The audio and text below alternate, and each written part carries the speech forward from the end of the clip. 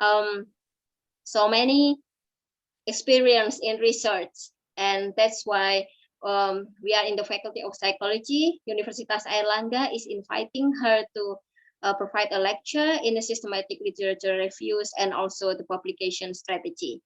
And before we start, I would like to introduce a bit of our timeline today.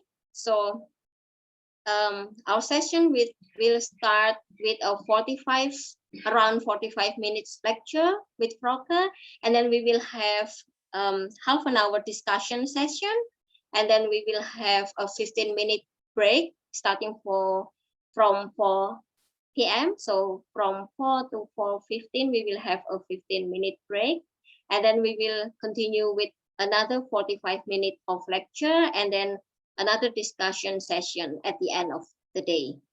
So without further ado, I think I will let Frauke to start the lecture. Please, yeah. Frauke.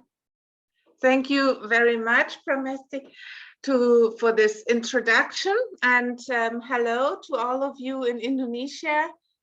I have heard about your recent loss in your faculty, and I must say I'm awfully shocked and sorry about that. And I can assume that you're still are quite impressed by this and still quite suffering from the loss. So I feel with you and hope that all others of you are well and don't have suffered additional losses due to the pandemic. Yeah, systematic literature reviews are actually always a hard thing to do and a very time-consuming effort, but a quite rewarding one. And what we will learn today is what is actually a systematic review, what's the difference between systematic reviews and traditional reviews, why are these reviews so important? And then the main part of the topic will be what are the steps in performing a systematic review. And certainly there are certain steps that have to be done, but guidelines might differ in some of the details. And then, of course, if you do such an effort, but also if you do other efforts, other studies, there's always a decision, how can I choose a best journal? A journal that has a good reputation and also is likely to be interested in the topic. So for the first small section on what is a systematic review. The Cochrane guidelines gave this very nice illustration of what you actually do when you are an author of a systematic review. So you can see from that, and we come back to that later on, that there are several steps that you have to perform if you want to do systematic review. I don't know, can you see the pointer? Yes, so, we can. Yeah, so actually this step here, the sifting and selecting of studies and the extraction of certain data from studies, this is actually what makes a review systematic. So this is actually the most important step of a review, and this will be in also one of the steps in which we will later on go into most detail. So systematic reviews are actually a synthesis of existing evidence, a synthesis of the evidence that exists around a certain research questions. Generally, they are a little bit narrower in scope. They're not as broad as traditional reviews. And they try to identify and synthesize data that are directly related to the question of your review. Thereby, and that is very important, you use transparent procedures to find, evaluate, and synthesize results of existing and independent studies. And this is actually like the most, one of the most time-consuming steps. You explicitly define your procedures, how you find the studies, how you extract data in advance.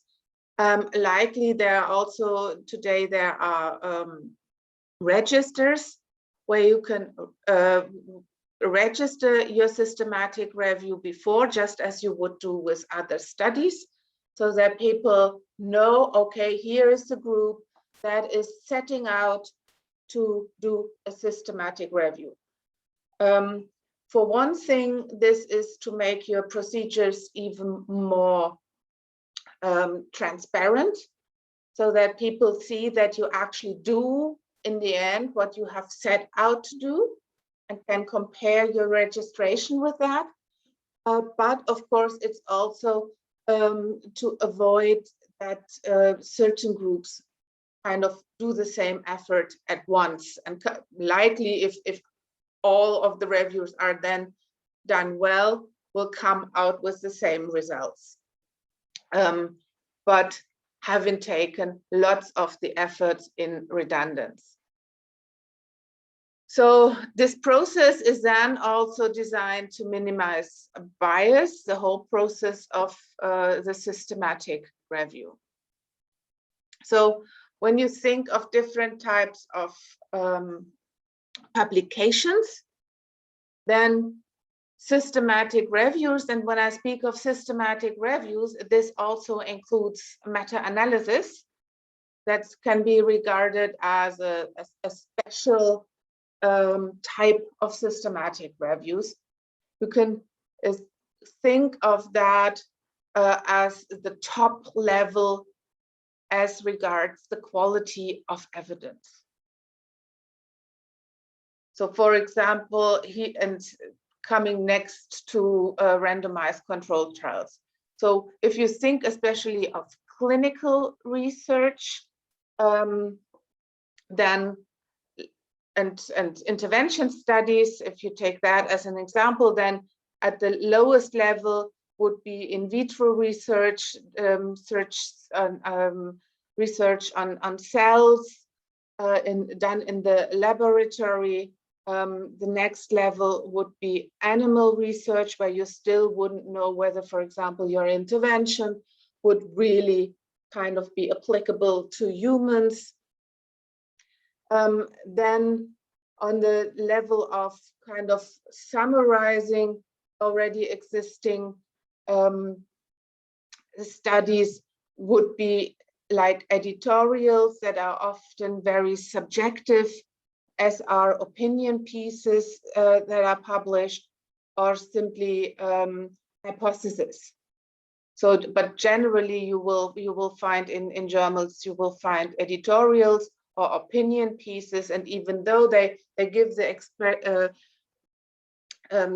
they look as if they summarize data, they do it in a very subjective way, in a very non-systematic way, maybe paying attention to some certain selection of studies in a certain field. Then in terms of the empirical research, next to animal research in evidence, there are case reports on how, for example, certain interventions work. Then the next would be case series, so a number of cases, but still not controlled, as in case control studies. And then there would be cohort studies, and depending on some research questions. For some empirical work, cohort studies might be like the top studies.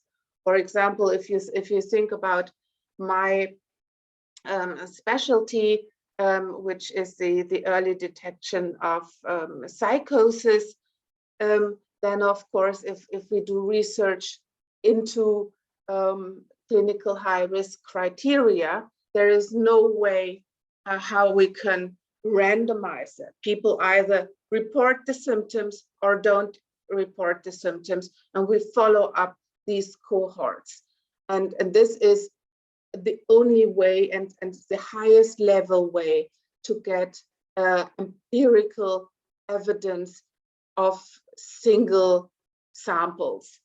So for some questions, cohort studies might be actually the highest level empirical studies that you can get. And of course, that is different with intervention studies, where you can do randomized controlled double-blind trials, where you assess randomly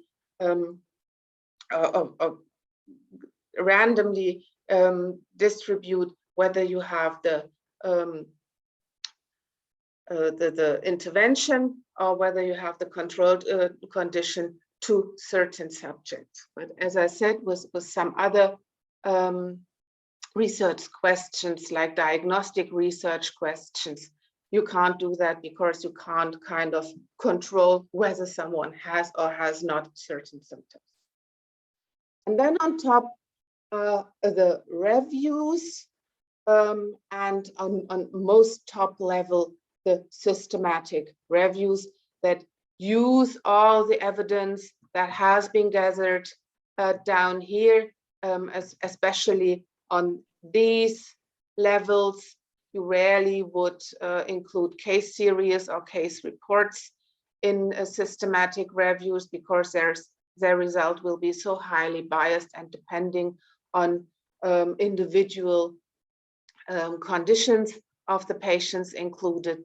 So generally, your systematic reviews will depend on these three types of studies and summarize their evidence to get like this synthesis of evidence.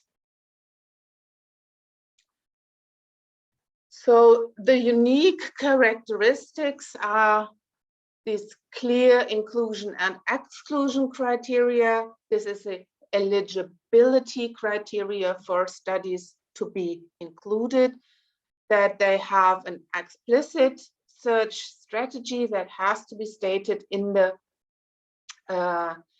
paper.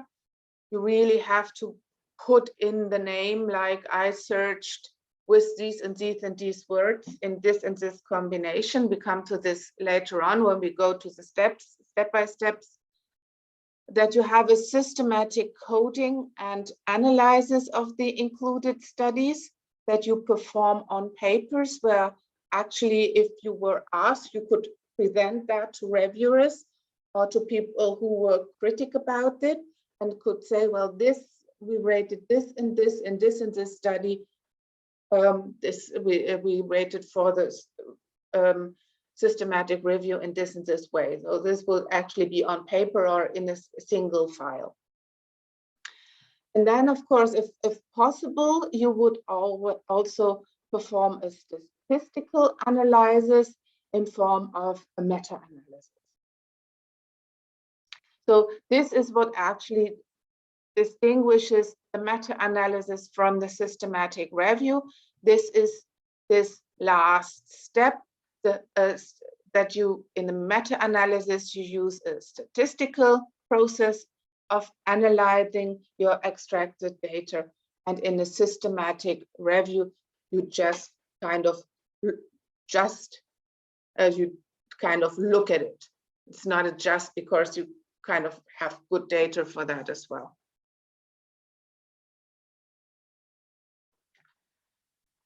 So, as I said, the meta-analysis, that is just an optional component. They do this statistical analysis, which is thought to increase the power of your evidence. It gives you estimates of the size of the effect, like a summary estimate to do this. For example, when we stay with interventions, does the intervention have a small, moderate, or large effect overall across all studies? So that, of course, is a little bit harder to say just from a systematic review without a statistical analysis, where you could just have a guesswork from the effect sizes reported in the single studies. But of course, the weighing and also, for example, the sensitivity analysis that you can do with a meta-analysis, that is harder just to do without a statistical analysis. And it might resolve some uncertainties when reports disagree. Imagine you have a review and you have, let's say, like 10 papers reporting a positive outcome and 10 papers reporting no difference, for example, between intervention and control treatment. Then how would you deal with that in a systematic review without a statistical analysis? You might then conclude that that it might be very indecisive of whether or not the treatment works. But in a meta-analysis, for example, when you have, let's say, some suggestion that gender might play a role, then you could, for example, perform sensitivity analysis for gender and then weigh the studies to look for example, different gender distributions in the studies. And you might come out that indeed there is no effect, or that indeed the studies that showed no effect only did so because of other covariates, but that in fact your intervention would have a possibly even good effect in a certain subsample. So something like that is much better done with statistical analysis than if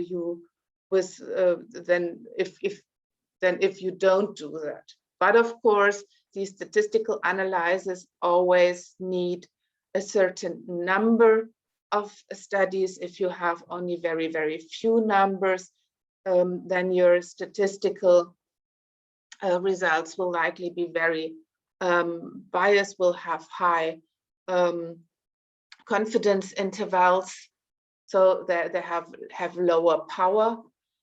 So often if you have a new subject or a new line of research, then you might just, again, the just is in marks, just have a systematic review in the beginning, in the emergence of the field, and a meta-analysis only later on.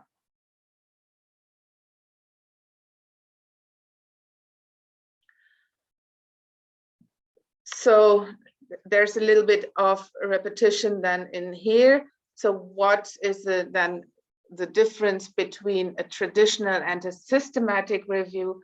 A traditional review might be much broader. It might take less care to avoid comparing apples to oranges. So that is thought to be much better controlled in a systematic review. Generally a traditional review, and that would also counting only as a review, for example, in your CV, while a systematic review and a meta-analysis is counting as an original paper, because you extract and deal with data. So that's a huge difference to traditional reviews as well. A traditional reviews is generally more narrative.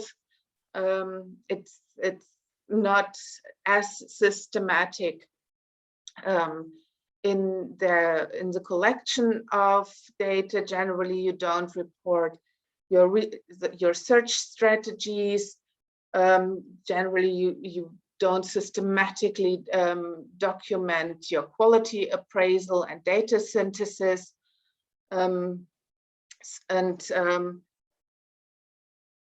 So you have a greater risk of an author and a selection bias. But of course, a traditional review can also be used, for example, if you want to give an opinion piece, then you can kind of combine that with a traditional review and base your opinion on that. And certainly, if you really want to give even in a traditional review, you would pay a good deal of attention to actually give a balanced review and not kind of suppress and not report data that are against your opinion. So just for last summary of that, so traditional review is thought to be more subjective to various degrees, while systematic reviews are considered to be more objective. But of course, particularly in psychiatry and clinical psychology, this might be much influenced also by the level of quality and comparability, for example, of instruments that assess a certain construct that is under review in the review. But we come to that on Thursday, how that might play into collecting of evidence.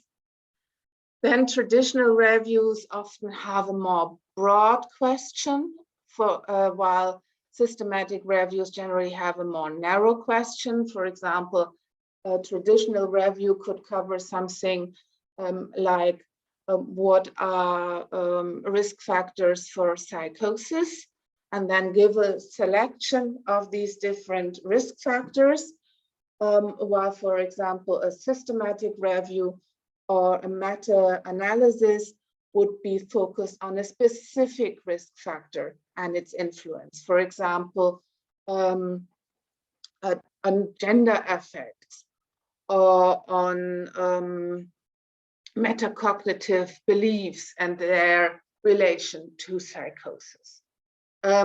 So this is also why traditional reviewers are still around, that they kind of give they could give like a framework into possible topics that you could look at more closely in different systematic reviews or meta-analysis. So as I said, the methods in the traditional review are then less defined, are more unclear, while in the systematic review, they have to be very, very clearly defined. And also there, the studies have to be systematically appraised according to certain quality criteria. So then in terms of just looking at reviews, that would be then, of course, a level of evidence for different reviews with meta-analysis on top. But as I said, sometimes meta-analysis might not be really feasible because there are still only few papers on a certain subject around. And if there are very few papers that are on different aspects of the subject, then you might even be left with just being able to do a traditional review. So why are systematic reviews so important? If you look at this figure, then you can see even starting with the year 2000 and at a level of 800,000 publications. That is publications in just a selected number of journals of the top 5 publishing firms. And you can see how these publications of just these 5 main scientific publications, firms like Springer and Oxford, Cambridge are rising. Then you can imagine that will be for all of the topics, and it's especially rising in health science, including psychology. And you often can't really deal with this high number of publications yourself. And you can imagine that to continue like that to the past. And this is why very much in the past, let's say like 100 years ago, if you were a researcher, you had often a very good comprehension of what was going on in science, because there were relatively little going on, a relatively small number of publications, so that you could even you could have the possibility to be something what they would have called a general scientist, someone who was an expert in many different fields. This became less and less possible with the increasing number of scientific publication. To keep track on that nowadays is sometimes nearly impossible. And for example, if I think of that from my own field, the early detection of psychosis, when I started in that, there were hardly any publications. Yeah, I started with that in the middle of the 1990s, so quite early. And there were very few old publications on that, some opinion pieces. And actually in the first years, when there was a paper dealing with that, it was so, hooray, a new paper. Nowadays, the papers on that have so exploded that I often just see, okay, there are new papers, but I'm absolutely not able anymore to read them. Yeah, and there are so many special topics. And this is why we actually need systematic reviews, meta-analysis for a summary of the information available, so that you don't depend on kind of chance literature, some literatures that you come about, and where you might not even see or can't assess whether this is really in line with other research. But we need systematic summaries in order to kind of somehow get an apprehension of what is actually out there.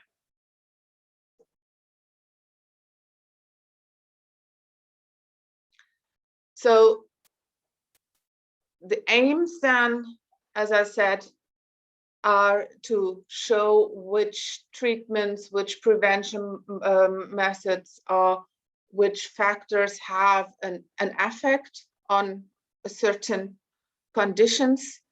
They're important also for pointing out to areas where more research is needed. For example, if they see that it's inconclusive and there might be certain covariates around that are not well researched, but that there is a likely effect of that, then they could point out where more research is needed. For example, in the early detection of psychosis, one of these things is actually age, where we found that likely are clinical high-risk criteria are not working as well with young children as they do with adults. So pointing out more research is needed, how to early detect psychosis in children and younger adolescents. And of course, if there is a good and sufficient evidence, then systematic reviews, but also in particular meta-analysis, are the basis, of course, for evidence-based medicine. So they should guide the clinical guidelines, the clinical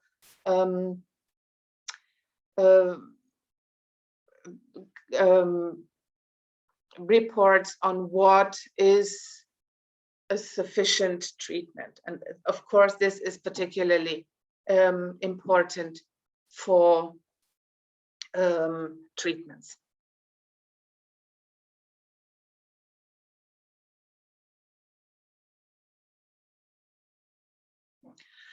So in terms of this clinical practice guidelines, many guidelines rely on previously published systematic reviews, meta-analysis.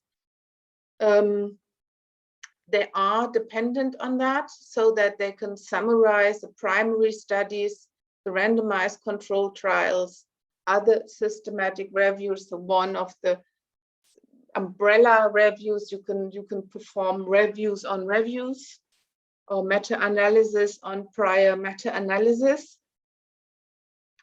in order to kind of select the possibly best diagnostic issues, the best treatment recommendations, and of course to again point out where you might need more studies, for example, to compare certain treatments that have not yet been directly compared. So things like that can guide future research on reviews.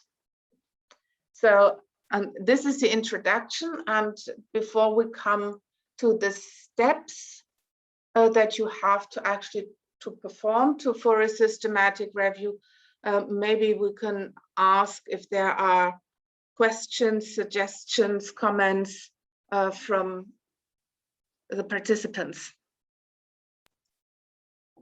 Yes, participants, if you have any questions, please raise your hand, or you can write your question in the chat.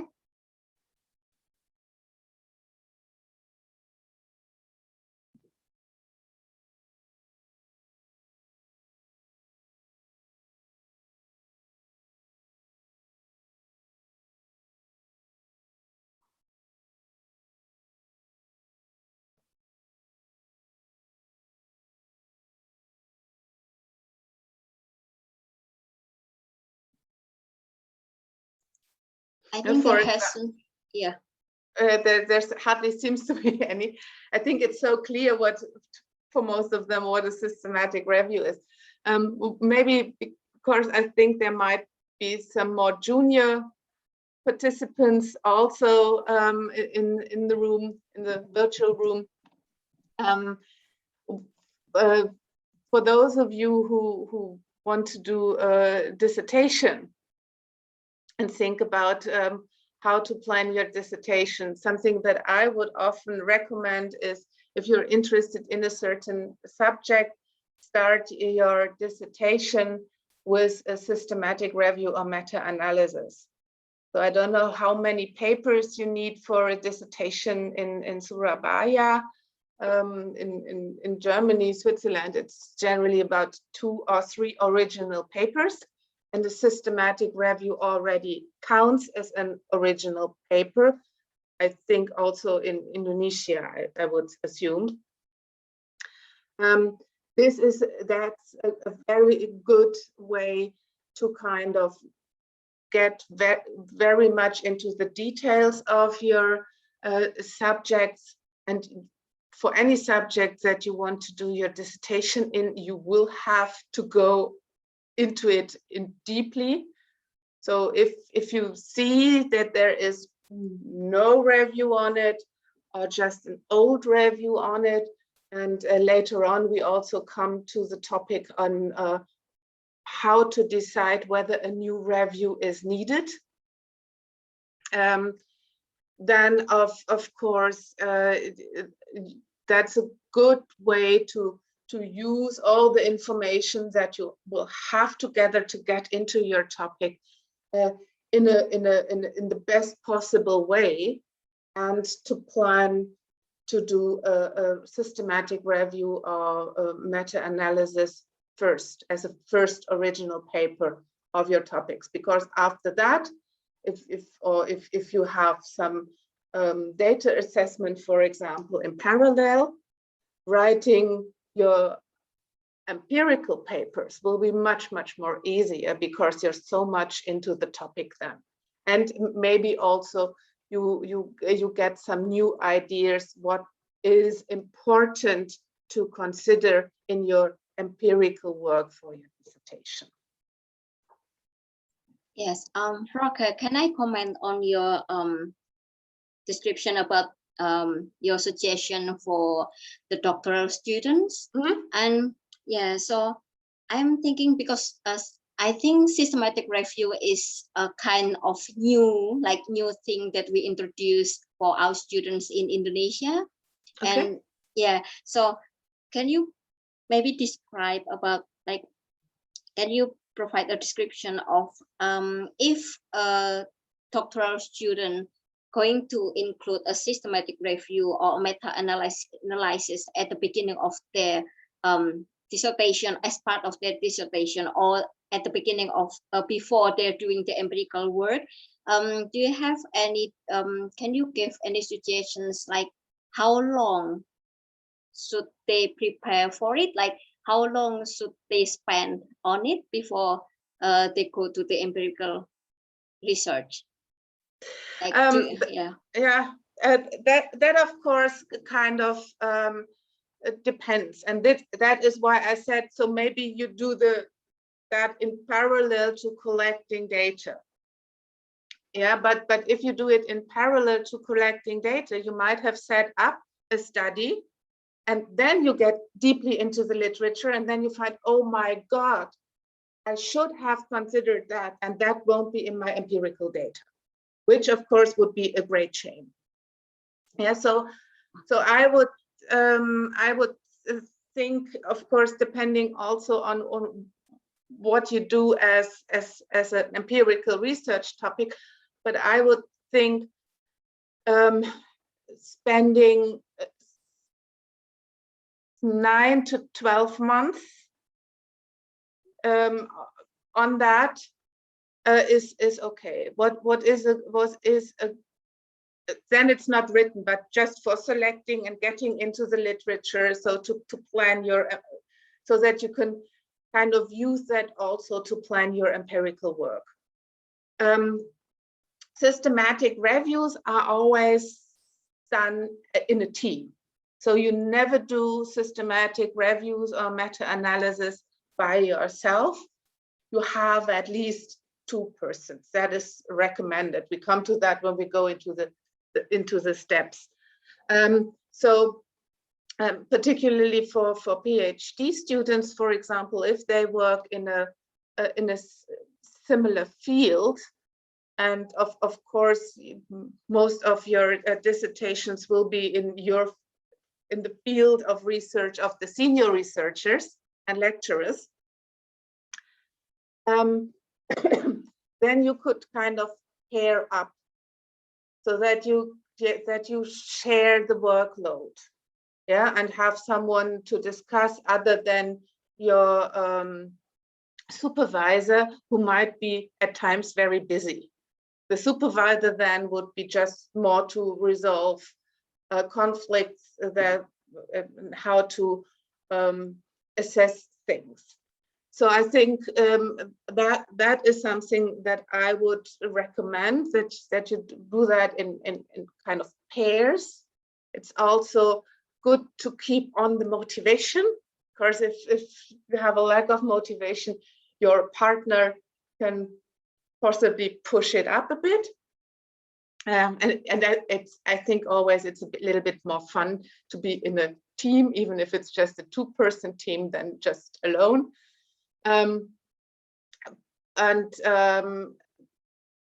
Yeah, but I think if you're absolutely new to a topic, then I would guess you need about a year, except it's a very young topic with few researchers, or a very special topic. For example, if you would look at, let's say, I'm just making something out of the blue. There's lots of reviews on, for example, on gender affects in psychiatry, and you say, well, I'm focusing my review on gender affects in Southeast Asia. Yeah, possibly with the additional wealth that I am also able to include studies, for example, that have just been published in Bahasa and have not been covered in other international reviews that very often just rely on English publications. Yeah, for example, if you do something like that, then you might have a smaller number of papers than if you would say do an overall global review on it. Yeah, but these are like tricks that you can use to limit also the burden. What I often see with younger researchers, be it with reviews or planning the topic of a systematic review, or be it with empirical studies, they want to answer all of it. Yeah, and their questions are very broad. They want to give the ultimate answer. And so it's often part of me as a senior to kind of limit that to a subject that is giving a small answer, but an important one, and is manageable within the generally 3 years or 4 years that you have for your PhD. Yeah, thank you, Frauke. So there are some tips that you gave. So I think the important thing is how to identify the topic and how to limit our study or systematic review study within the manageable time according to our PhD. And there's another question from Chitra. So first of all, thank you for the lecture. Regarding the literature as the source for systematic review, would it be possible to use gray literature or online news? Because I think in Indonesia, published paper usually not that much. There are also unpublished reports that might be useful to be reviewed. Is that okay to be used? Yeah, we come to that, what sources you can use, but actually it is recommended to use the so-called gray literature because it is part of the evidence, and if you think that you want to give an as unbiased estimate of the evidence as possible, then of course you would want to cover all of it.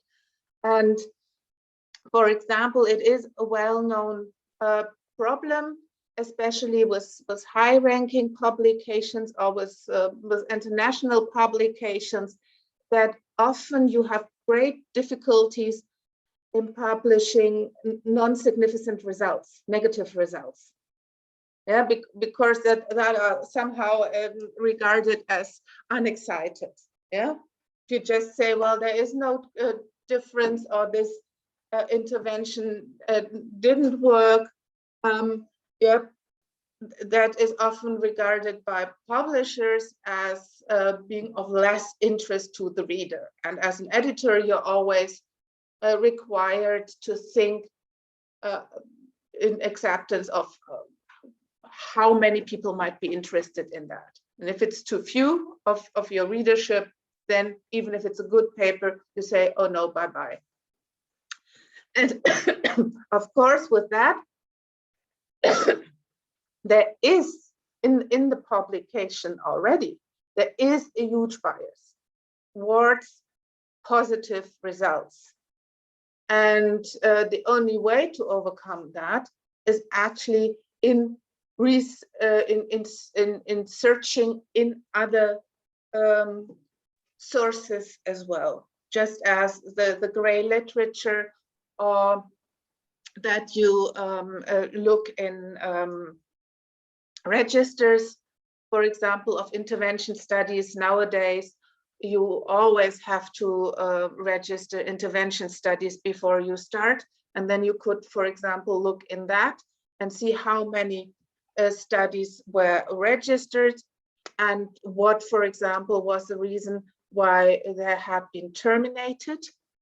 Or you can wonder why they have never been published, and then look with more rigor, for example, for the names of the persons, or for reports in conferences, to find also the studies that report negative results, or that found negative results, and therefore might had a poorer chance to get published in journals, even though it would be so important to equally publish these studies.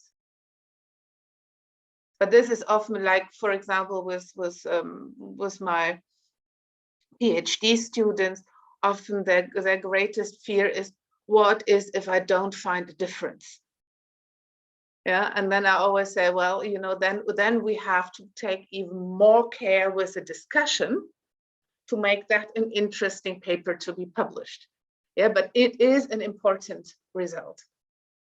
But these results are often underreported, and this might also be one of the reasons why often, especially interventions, if they're taken out of the research situation and into the wild, into the community, that often then they show a lesser effect.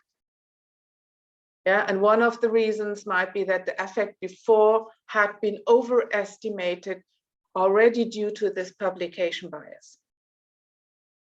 And this was actually the reason why clinical trials now have to be registered, so that at least you have the possibility to learn about each single trial that has started and is conducted. Okay, thank you, Frauke. Chitra, I think Frauke has answered your question. Do you have any further question, maybe?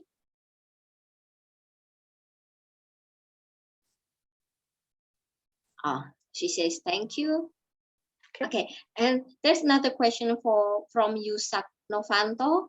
What are the different perspectives from medical or natural or technical science and social sciences to do systematic review in some research? Is the pyramid evidence model also can be used generally in both two science perspectives? I would say meta-analysis and systematic reviews are the top level of evidence in all researches. Because they give the synthesis of evidence that is there. I'm actually a bit at a loss with technical research. I have no idea if you gather evidence in the way that we do in health science, for example, or social science or pedagogics. Because I think there it rather is whether or not something you designed works or doesn't work. But so you have a very, very direct way of testing that. And let's say whether a certain type of machine is better than the other. I don't know whether you would conduct really a systematic review, but you would, for example, measure the speed or the energy that you need to get a certain workflow or something like that. And but certainly in all science, like neuroscience, biological science, so science where you actually generally compare things, be it cells in a laboratory, or cell lines, or be it the animals or plants or humans, in where you compare things, their systematic reviews are important. Yeah, thank you, Frauke, for your responses. Participants, are there any other questions?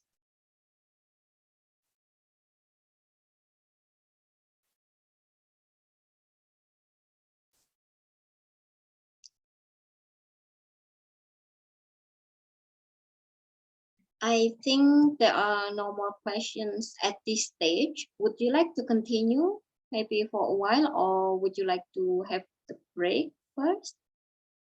I think maybe we continue, otherwise the second half is so long for all participants. Please continue. That we maybe cover the first and second step of a systematic review before we will have discuss that a bit, and then we have a break. Is that okay? Yes, please. Yeah. So actually, as I said, there are many slightly different guidelines for systematic reviews around, or recommendation how to do that, but generally they all include these stages that we will go through one by one. That is, that you first have to develop a focus research question. This is then different from the traditional review that might have more broad research questions, that you define inclusion, exclusion criteria, or sometimes called just generally eligibility criteria for studies to be included, that you search the literature, that you select the studies, that you have to assess the study quality. And again, for that, there are several, in the internet, there are several guidelines, recommendations, forms that you can already use to assess the study quality. At the end of the presentation or of your handout, there are also links to sites where you can find such guidance or this study quality assessment forms. Then that you extract your data of interest, that you analyze and present the results, and you can analyze that like looking at it and visually, or that you could do a statistics. And then, of course, still that you interpret real results, draw the conclusions, and that you maybe update your review as necessary. So for a good review, you should have a well-formulated research question. It should be narrow enough to allow the specification of outcome, but it should also be broad enough to allow a sufficient number of studies. So for example, if you would know that there's if you restrict your studies to just one country on a topic that is very new, you might have a very specific research question, for example, what is the effect of early detection of psychosis in Indonesia?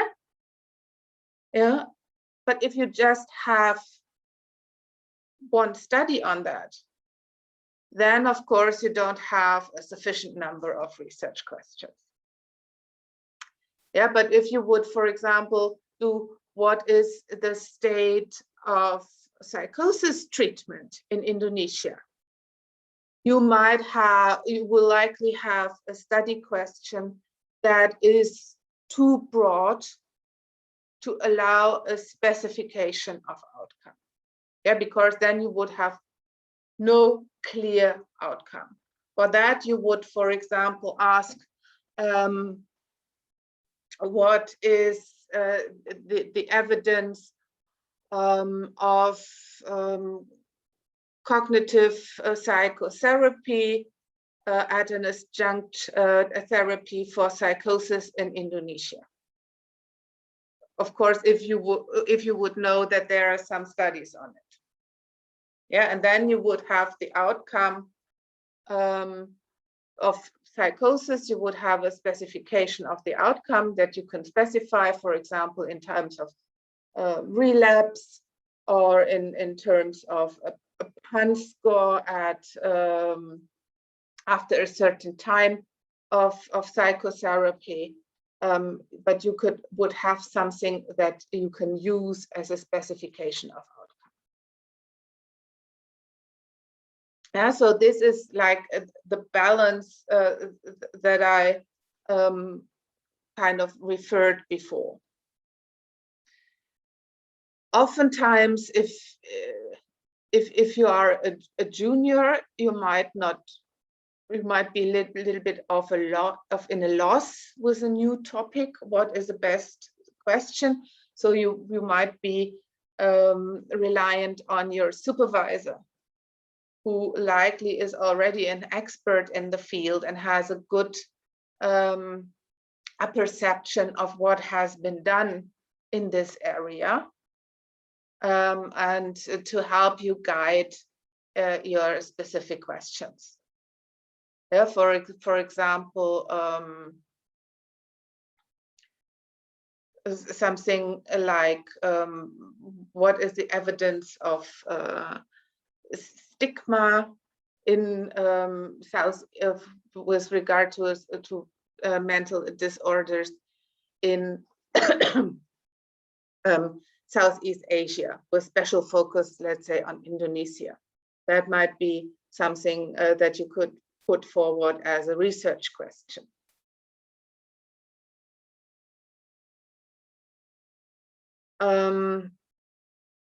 So this is something which will also very much influence all the rest of what you do, and as well as the workload. And of course, you would also look what has been done on systematic reviews in this broader area, where is a lack of it, while I know there is sufficient literature on it. For example, in clinical high risk of psychosis, in the area of neuropsychological testing, the first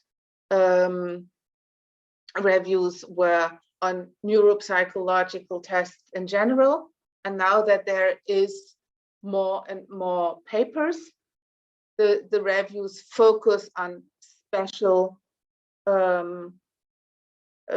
special topics like executive functioning or verbal fluency, because there is already a sufficient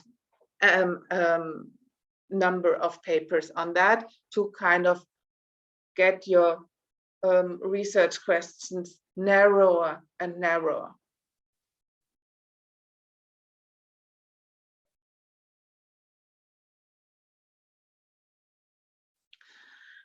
So, as I said, the research question will be extremely important because it will define your eligibility, your inclusion and exclusion criteria. It will influence your whole literature searching, the study you're selecting, the data that you extract, and of course, the results.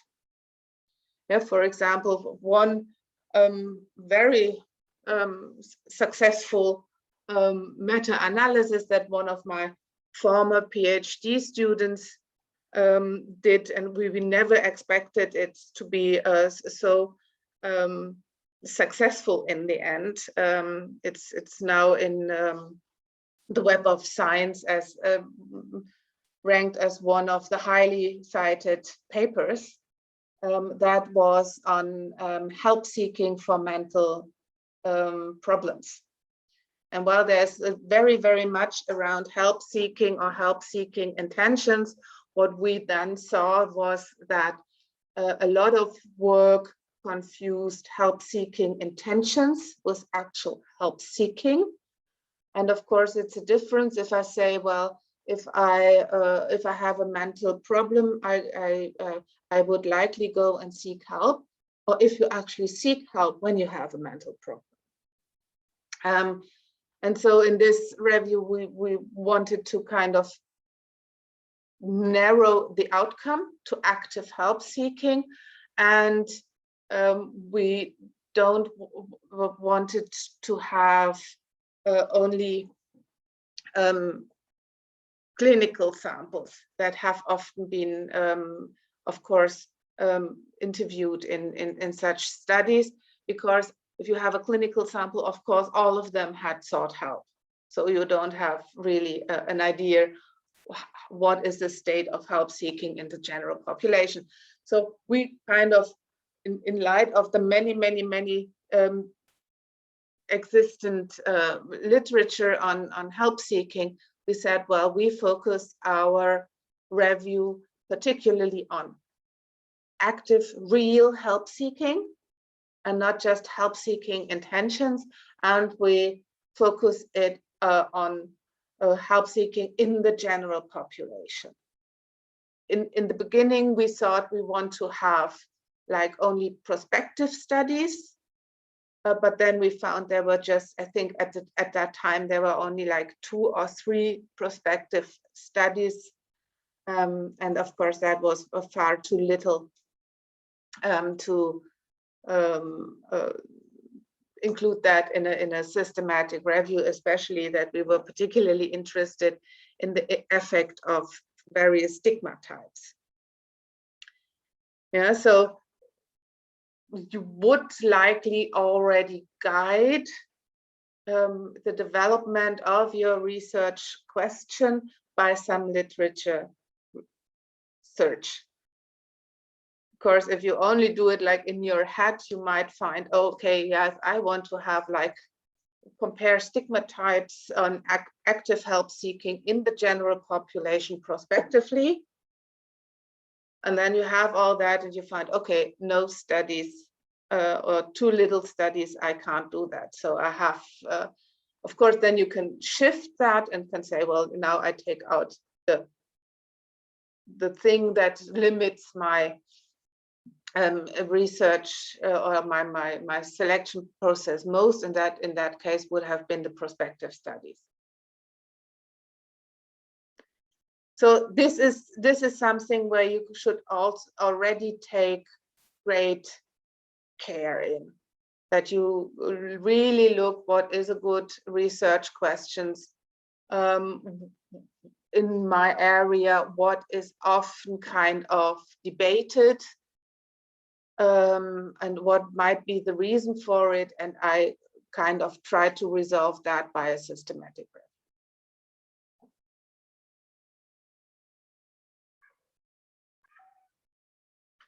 So if you use, and as I said, there are criteria and abbreviations for criteria aplenty. What you could use here is that you look whether your research question actually meets what is abbreviated as FINER criteria. I think that is something that you can well remember. and that it is feasible. Feasible means there is enough studies on it, that it is interesting and novel, that it's ethical.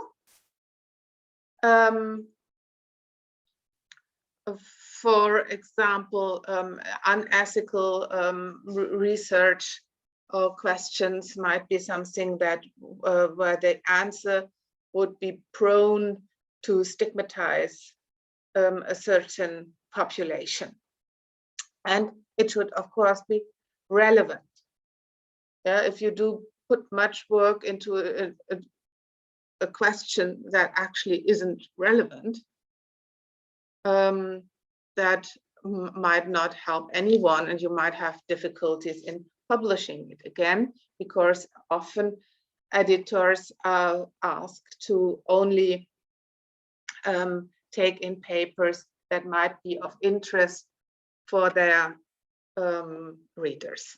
Excuse me, my cats, with my cats.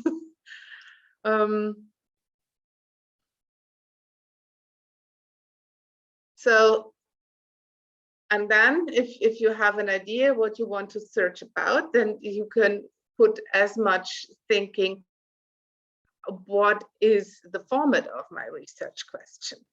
And already in your research question, you should identify the patient or population group, the intervention or indicators, and the comparator or control condition, if there is any, and the outcome. For example, in the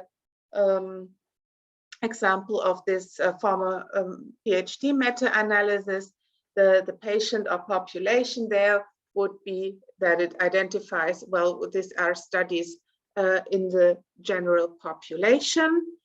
The indicator would be stigma. The comparator would be like a little bit the differences between various stigma types, but there would be nothing like a real control variable, and the outcome would be active help seeking. Yeah, and that should all be then identified in the research question, also giving whether it's, and that's often done in the end, that it says, well, a systematic review or a meta-analysis, so that you can already identify in the title with what kind of study you deal.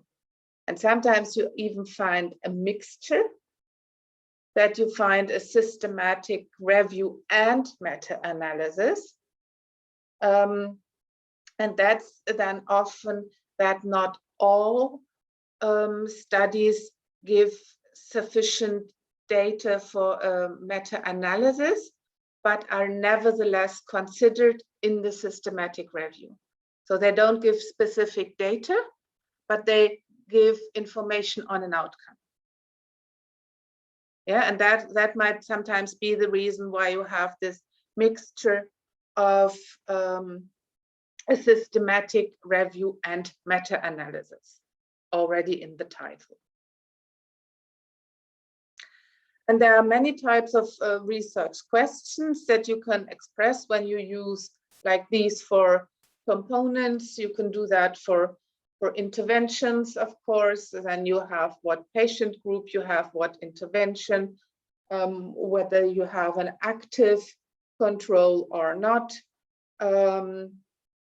And of course, the outcome, likely the outcome of your medical or psychiatric condition. You can have that for diagnosis or prognosis, where you can have like the population, whether you have that in clinical samples or again in the general population, whether or not you have an intervention or not. This can just be like a pathogenesis or a follow-up, whether or not you have a control condition.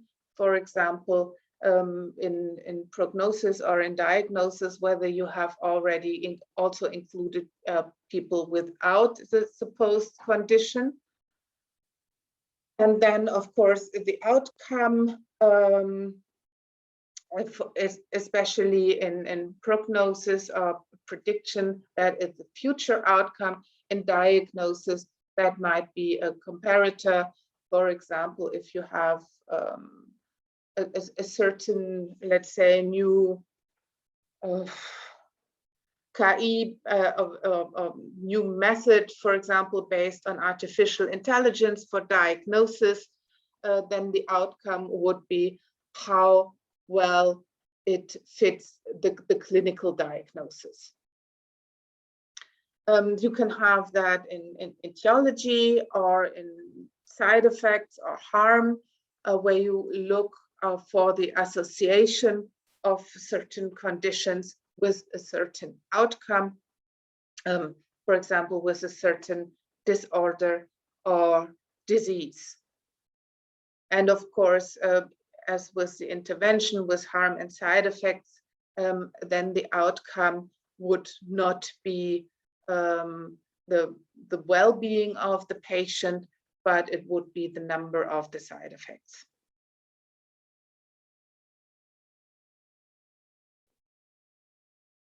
Yeah, shall we make a break there? Then maybe I can also try to bring my cat to settle down somewhere else.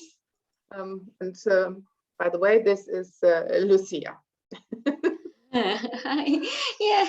Yeah, that's okay, Frauke. So I think we can have a 15-minute break. Yeah. Yeah. So we should be back by are there any questions before that? Oh yeah. Yes, please, participants, do you have any questions?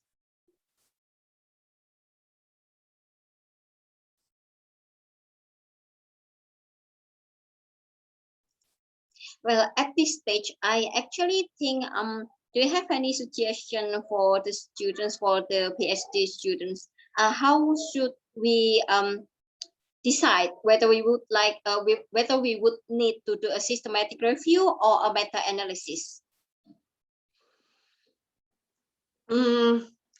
I think if there is sufficient studies that gives really data, yeah, that you can compare like or effect sizes or something like that, then you should go for a meta-analysis.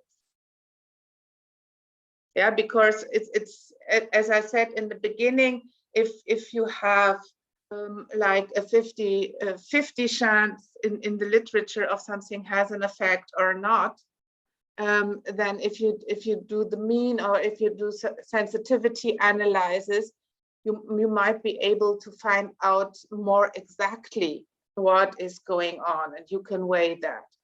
Yeah, that, or for example, if you find out that there's likely just a small effect that might be overrun by some other effect reported in another review, a covariate that surely, for example, is in your samples that you review, then you can kind of compare numbers.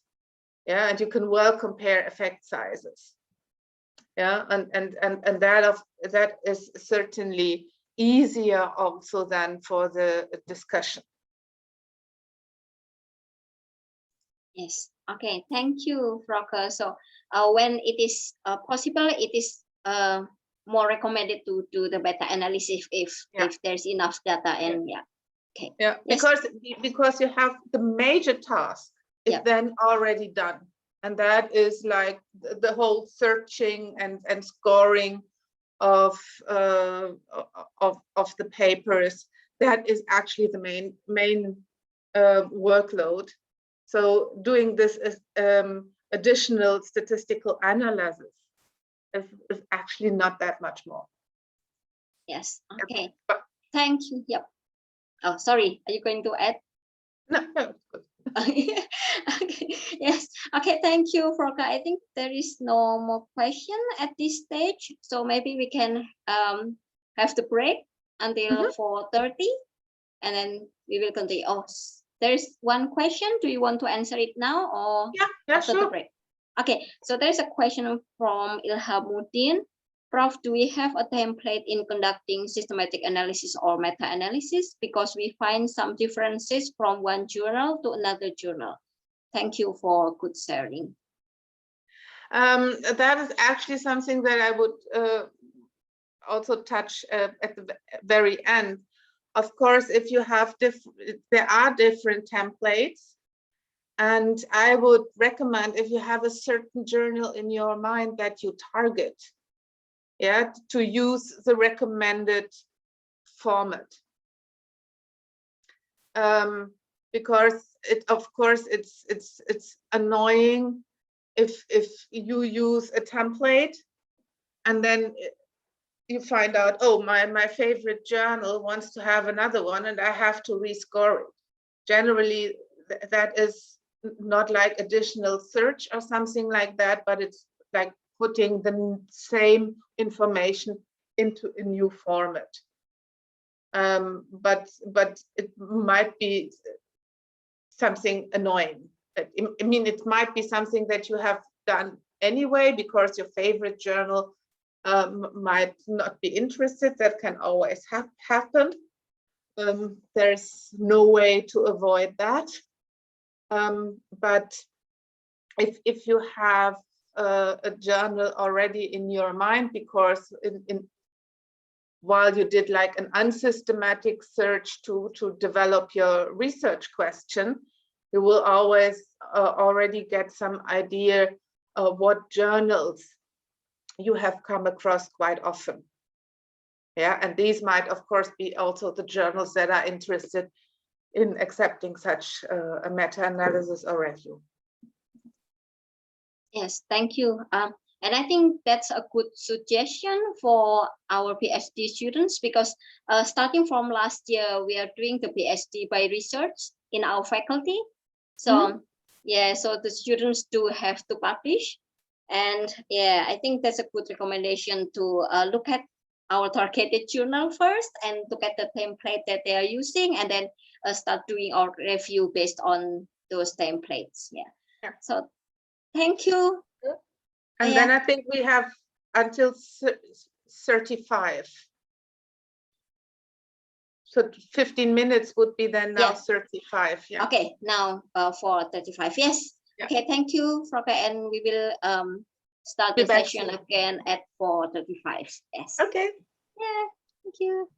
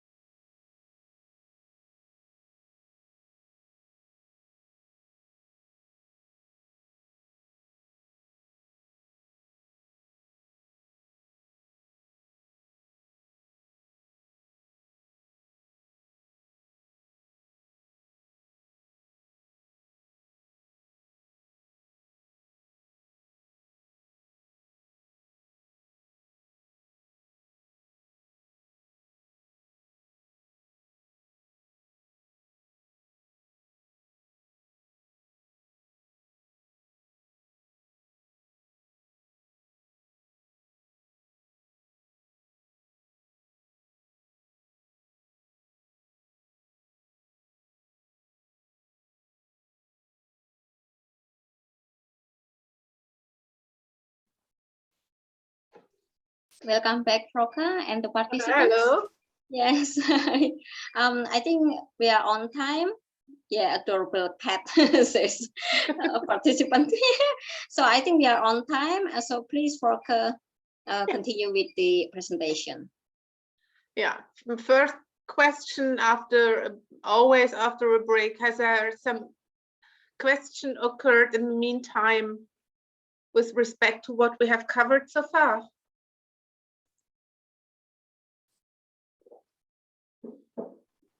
Is there any questions, participants?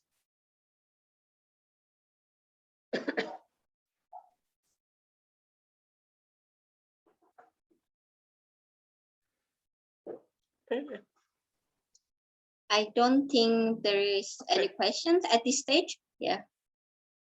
Okay, then we continue with the second step, and that is defining the inclusion and exclusion criteria, the eligibility criteria. So here you would pre-specify what criteria a study has to fulfill in order to be included in your review. For example, with our example, if you focus on Southeast Asia studies, of course, you wouldn't include US studies. If they would not, for example, include a Southeast Asia comparative sample. Or in our help-seeking review, where we meta-analysis, where we had excluded clinical samples, studies reporting only on clinical samples, or studies reporting only on help-seeking intentions. So this is what directly comes from your research question. And here, just as in the research question, you would repeat like the aspects of your research questions. It's PICO criteria, the population, intervention or predictor, the comparison, and the outcome. And then you might also define your study type. For example, whether you just want to focus when you look at clinical tests, you just want to focus on randomized controlled trials. If you would focus on general outcome or on adverse effects, if you focus on observational studies, that, for example, would have been the focus of our, or was the focus of our help-seeking meta-analysis, or if you focus on economic evaluations. And then, of course, with the in and exclusion criteria, depending on your question, you might confine your limits even further. For example, if you would want to know how frequent symptoms of the clinical high-risk criteria are in the general population, and you would want to focus your analysis on that, you might explicitly exclude studies that have not assessed symptoms with the established instruments. For example, then you would exclude the whole bunch of the literature on the so-called psychotic-like experiences, where they just use self-report questionnaire. So this might then be an explicit in and exclusion criterion. Also mentioned there is, of course, what studies or what language of the studies you can cover with your group. So as I said before, oftentimes studies are limited on English studies, but of course you can have your own native language there as well, if you have someone who is bilingual. with another language, you can include that as well. And actually, I haven't seen it done, but I can't see no reason why you couldn't include all languages for that. A good kind of automatic translator in the internet is existing. Yeah, for example, what we often use when we have like a quick and dirty translation for other for papers that we want to read, we use the DeepL translator. That is very quick. It is if you just want to read the translation, and if you don't want to kind of work on it further, then it's free of charge in the internet, and that, for example, can translate several languages into English, and that, of course, would then be possible to make it possible to include them. But of course, something like that would have to be stated also explicitly in the in and exclusion criteria. That you would, for example, state yes, and for all other, we focus on this and this particular language, and on all others languages, brackets, list for which the translator works. We used this and this translator to translate it into English and then extract data.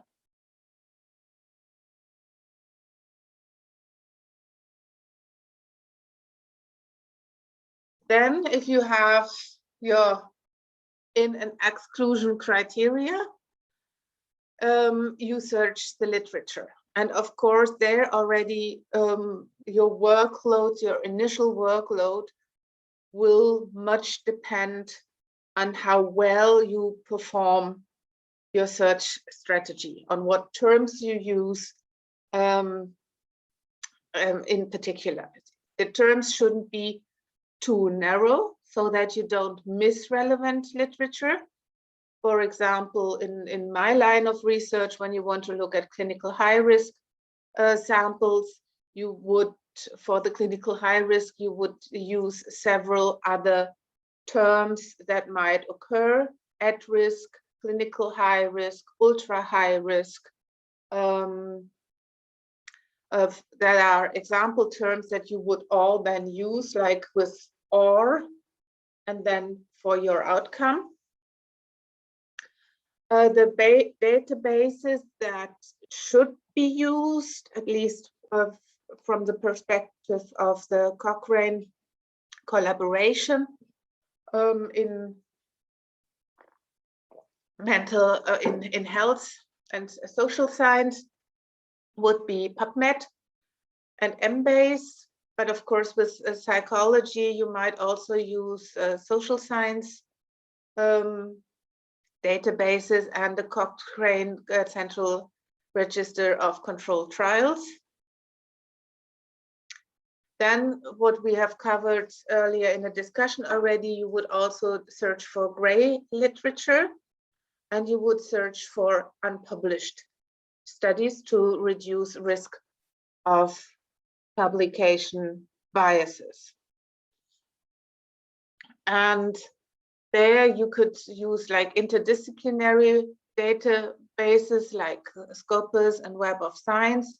You can also use all specialized databases depending on your specialty, like PsycInfo for psychologists, social science database, or if you're from nursing, you might search this CINAH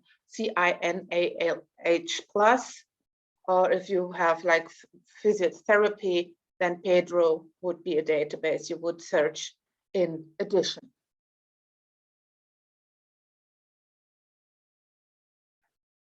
The search strategy should be very sensitive, because the specificity of your selection comes with the evaluation of your search results. And as I said, it should be systematic and reproducible. This is that you really are to use the terms that you report in your paper and in the way that you report it in your paper. And this is how you would do that. You would search, you would give the word, you would give whether the words are linked with and, or, and not, whether you searched for certain words overall, or whether you just searched in the title or in the title and abstract. All this information. So really, if you think about PubMed, for example, really your search term as you used it and should be reported, and all variations on it. So you shouldn't perform a search that you don't report in the paper. With these first step.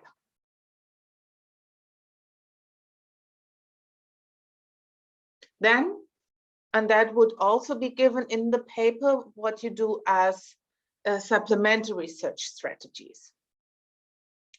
For example, you can then state, and for all papers we retrieve, we also searched the references of these papers for potentially relevant articles that didn't pop up, because likely the ones that you have selected will give some information on other literature. You can hand search the so-called gray literature, for example, selected journals or conference proceedings, although you can often find that, of course, in the internet as well. Yeah, for example, you can conduct author searches. If you know there is some names that are highly relevant in the field, that you search for them. And there, for example, if you have certain authors that are relevant to the field, for example, if they are on ResearchGate, you would also come across the conference proceedings of them if they are in a published journal, because they are given, for example, in ResearchGate as papers as well, the little abstracts from conference proceedings. And then, of course, if you know of journals that are not covered by these search engines like PubMed or Web of Science, and a sufficient number of journals are not in there, you can search in them as well to look for papers. But you have to state that also in your paper, so that it's quite transparent what you do.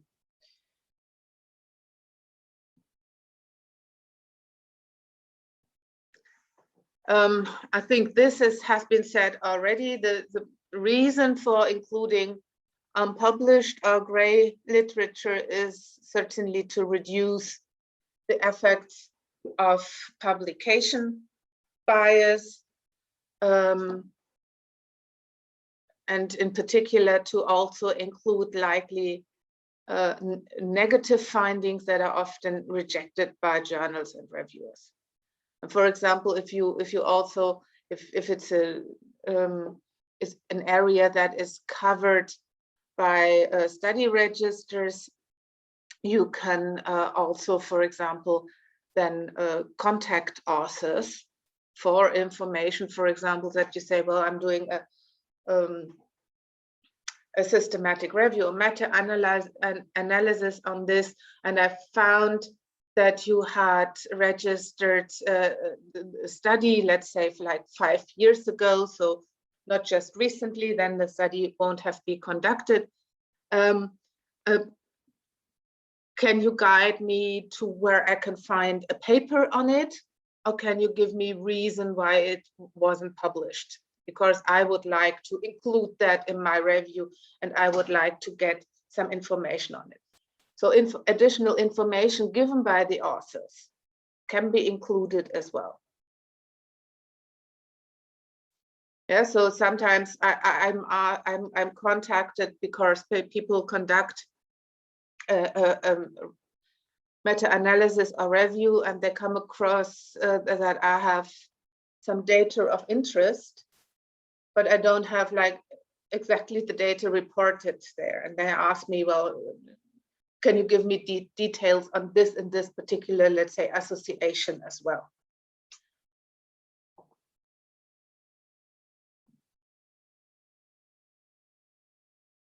So the gray literature can be like anything. It can be conference proceeding, research reports, government reports, dissertations or theses when they are not really like published, but just exist in the library of the respective university where they have been conducted. Research monographs, organization websites, and if it's like a scientific newspaper article that gives like numbers, yeah, otherwise it's hard to include, but it should give some data, then this might be included as well. But I would suggest to use like newspaper articles as a source for potentially important authors to be contacted about a certain study. Yeah, because if a newspaper reports about it, there should be some other report, a scientific report on that. Yeah, often then newspapers would report because there's a government report, for example, but not a scientific paper. And then, of course, you would rather go to the government report and try to get that from the authors or from the government, rather than citing something in a normal newspaper.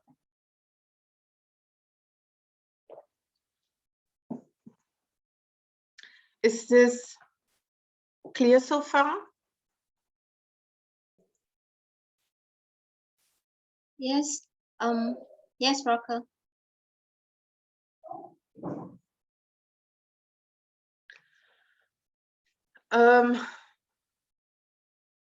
As I said, conference proceedings might be published in some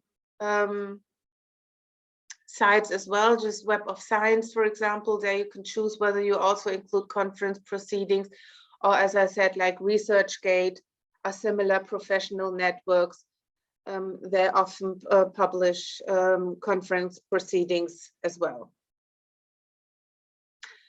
And sources of unpublished literatures, there you could look at these registers depending on what you're looking for. For example, for clinical trials, this clinical trials gov or TenterWatch gov, or in the European Clinical Trials Register, the WHO International Clinical Trials Registry platform might be a good source because they oftentimes include national study registers. Yeah, for example, our German National Register for Studies, and increasingly the university asks to kind of register all your studies there, even if it's not clinical trials in the strict sense. They are included in this WHO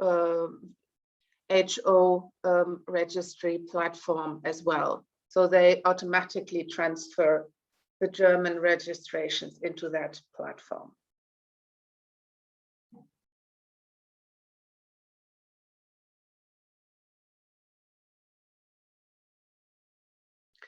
So then if you have done your search, you have to documenting your search results.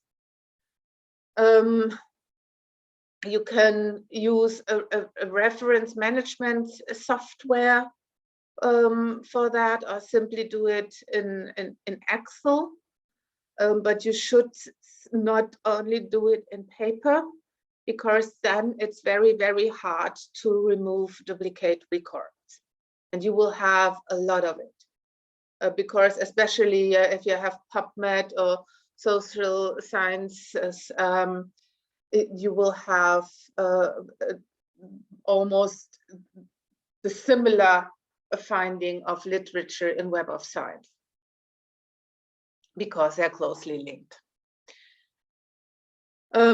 Of course, you should also kind of put your other results then in there by hand, so that you have a list of all your initial findings. You would also document them when you have started and when you have stopped your search. And in particular, like you normally would start with things like Web of Science or PubMed. So the databases, you would particularly say, well, I searched the databases between date this and date that, so that people wouldn't wonder why by the time your research has been published, there are also additional studies on there, because that of course will happen. Yeah, it might be that you have just finished your research and a month later, a really, really interesting research on that topic is published. Yeah, then you might have to extend your dates, but do a quick research for the rest of it as well, or it's just not in there. Yeah, as I said, the search strategies, and here the language restrictions, and again, I think nowadays was a good quality of automatic translations. I cannot see why automatic translators shouldn't come into the pictures as well, to not limit publications always to English ones, because frequently what can happen, you can be a very good expert in your topic, but you might not be an expert in English.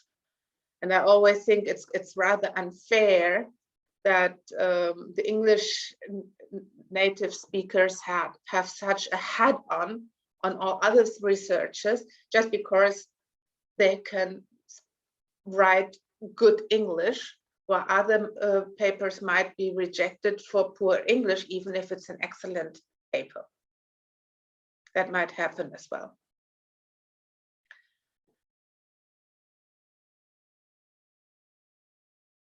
And then if you have your search there and have this tons of potential papers, then you start your selections.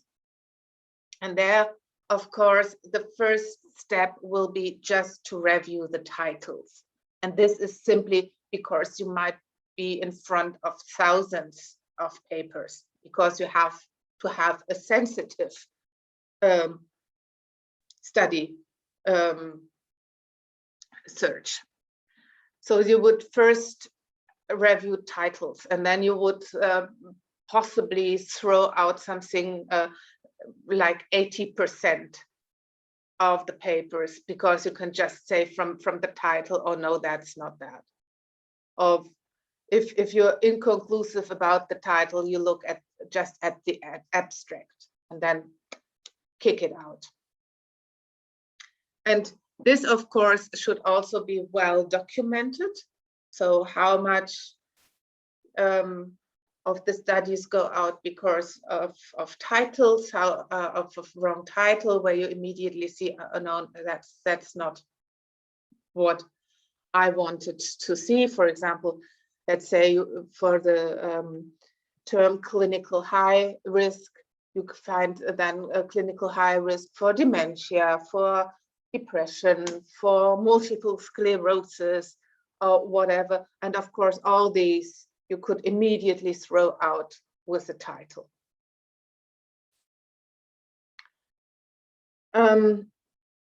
Then if you have done that, and already that should be done by 2 reviewers so that they can compare their results to see that someone has not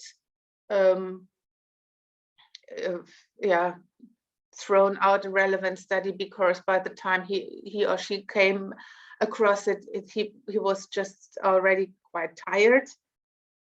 So you already do this step by 2 reviewers.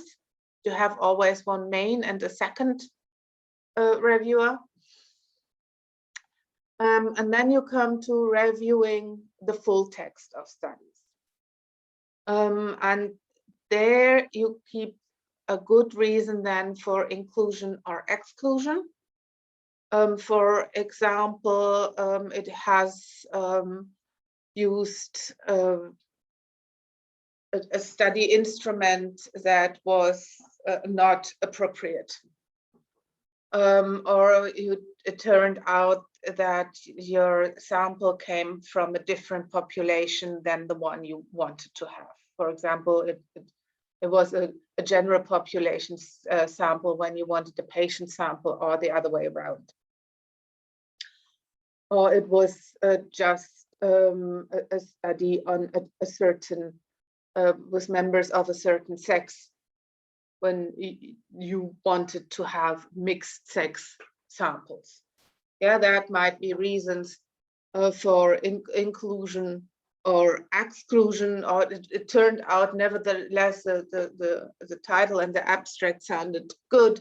It turned out that it was on a completely different topic, or it didn't report data, it was an opinion piece. So this might all be reasons for inclusion and exclusion. And again, these authors should agree on that. They also should agree on what categories they report, because it might be slightly different inclusion and exclusion reasons for each study. And when you look through your studies, you should make like categories for in and exclusion. For inclusion, of course, it's clear because it's meeting inclusion criteria, but for exclusion, there in this step, you would also try to exclude studies that report twice on the same sample, or if for example, in cohort studies, a sample is reported on with different follow-ups. You would want to decide which of these follow-ups are most relevant to your question, and how you include that, so that you don't like add the same sample several times. And if the 2 reviewers are inconclusive about whether to include or exclude a study, there should also be a named and stated third senior author that is given as the consultant when there are conflicting assessments of a study. So when the 2 main reviewers disagree.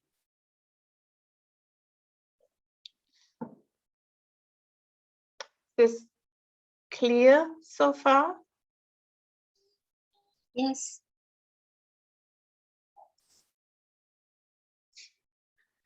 And then that is something that distinguishes a systematic review from a meta-analysis, from a traditional review, is that you assess a study quality systematically.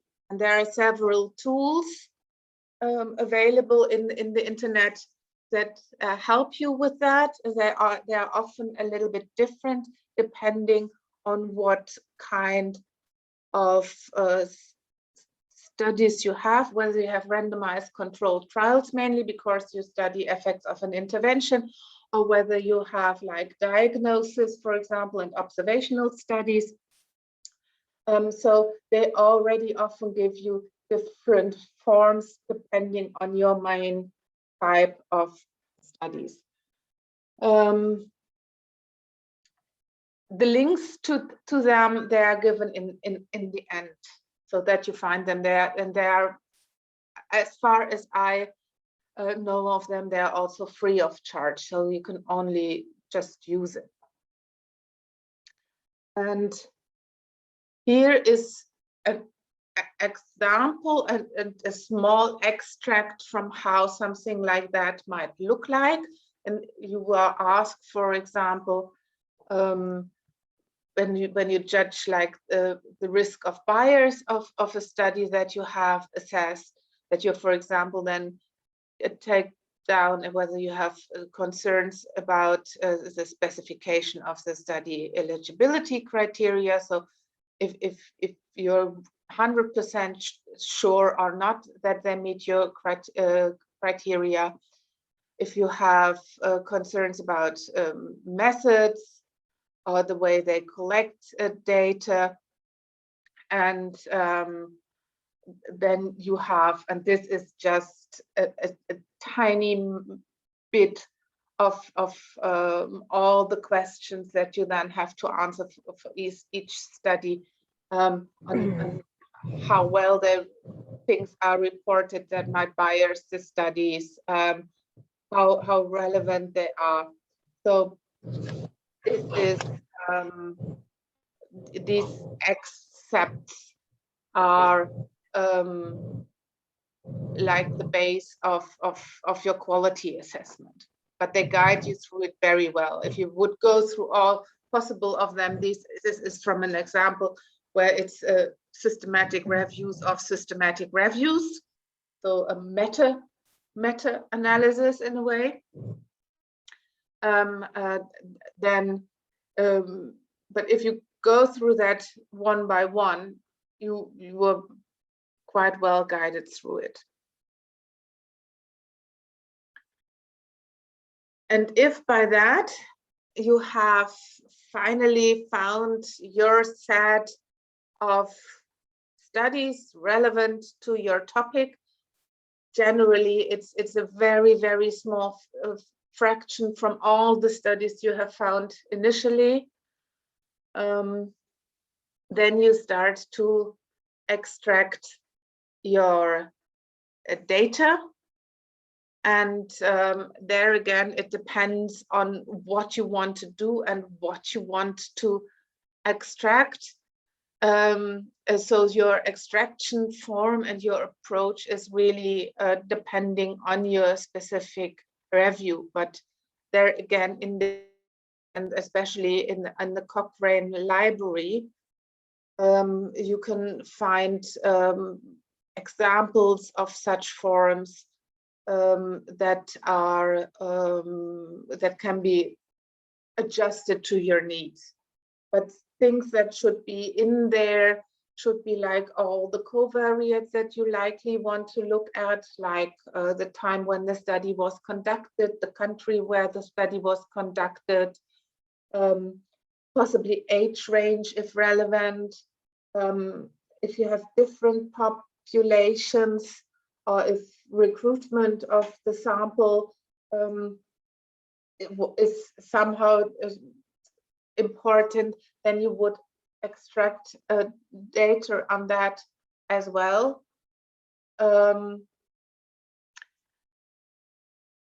Then, of course, the type of the study, whether when it's not already in your selection criteria, whether it's a cohort study or a controlled study, should be in there. And again, this should be done twice by each reviewer.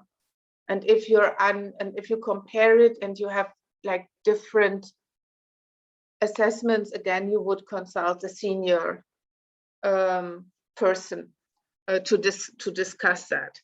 But really, this is like there it should systematically go in everything that is relevant to your, directly relevant to your study question, but also like possible covariates that you might look at in the sensitivity analysis should go in there.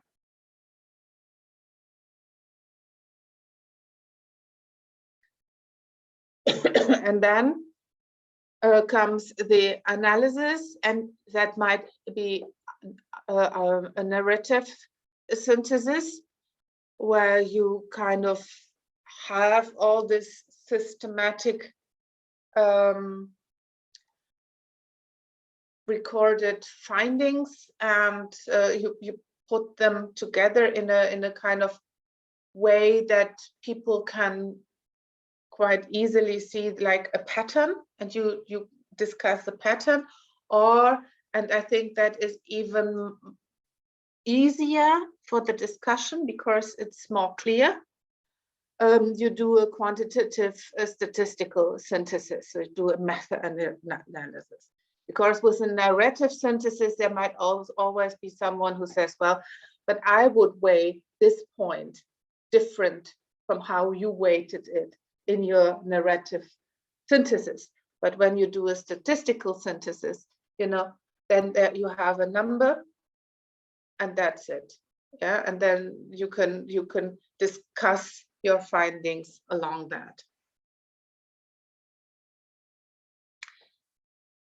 So what tables and figures are there generally used, and what that you would find like generally in such a paper?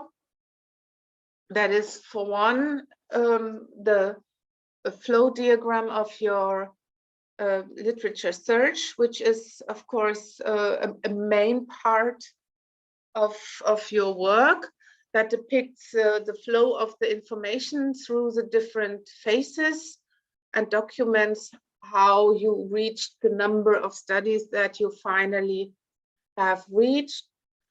Quite often,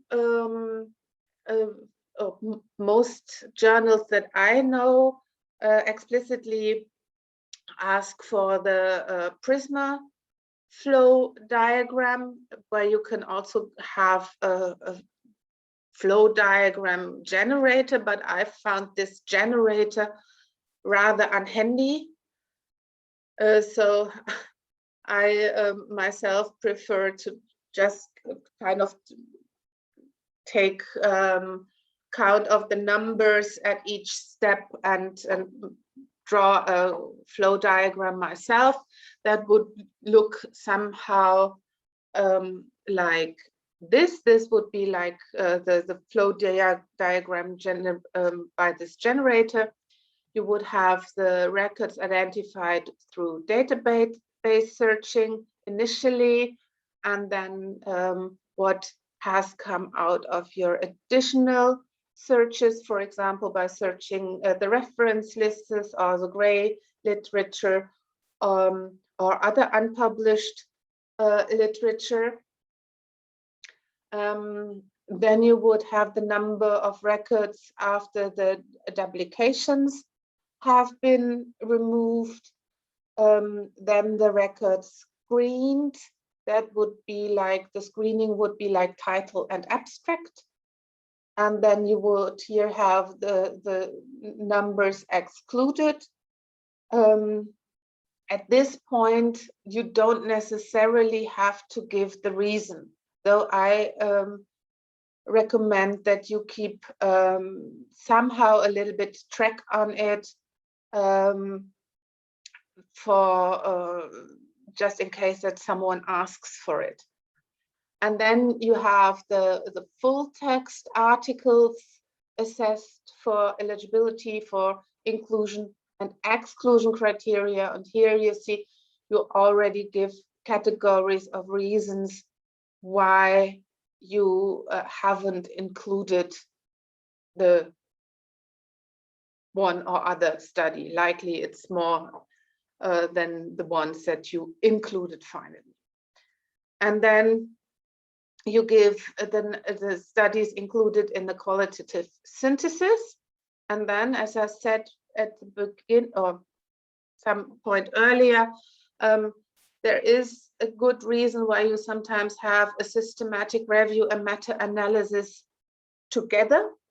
And this would be that these would be the studies that you could include in a systematic review, but not all of them might give sufficient data to be included in a quantitative analysis.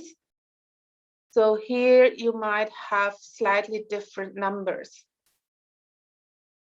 And then it depends on the focus of your paper, if you only rely on this number or if you kind of do both and also kind of include the other articles in your discussion and in your perception of the overall evidence. Here you see another possibility of how to conduct such a flow diagram. Here, for example, it's the title and abstract initially screened. In this example, the studies identified from contacts with experts, from reference lists, or from gray and unpublished literature comes in much later. Here, because it is assumed that they are already pre-selected in their inclusion for meeting inclusion criteria, at least. And then you have the excluded one. You would here also write down where you were unable to obtain further information to make an assessment. For example, if there is no abstract in the language you can read, and would look at the full copies retrieved. And here, for example, then together with this from the hand search, you would give the exclusion criterion. Here they even have separated the foreign language ones. And then they have the publication meeting the inclusion criteria, and then again, another exclusion, for example, for no clear group report, for an unclear outcome, or no actual data available on the outcome. And then they separately report here the publication number and the actual study number. As I said, that sometimes you have several publications from one study. This handbook, I think it's quite nicely written, but it might not reflect like the most common formats, but it gives a good introduction. It has a horrible long link, so I haven't given the link here, but if you Google systematic reviews and CRD's guidance, then you come to the free link and can download this. This has had more than 300 pages, and also gives different guidance according to different kind of studies. For example, different guidance to economic meta-analysis versus intervention analysis.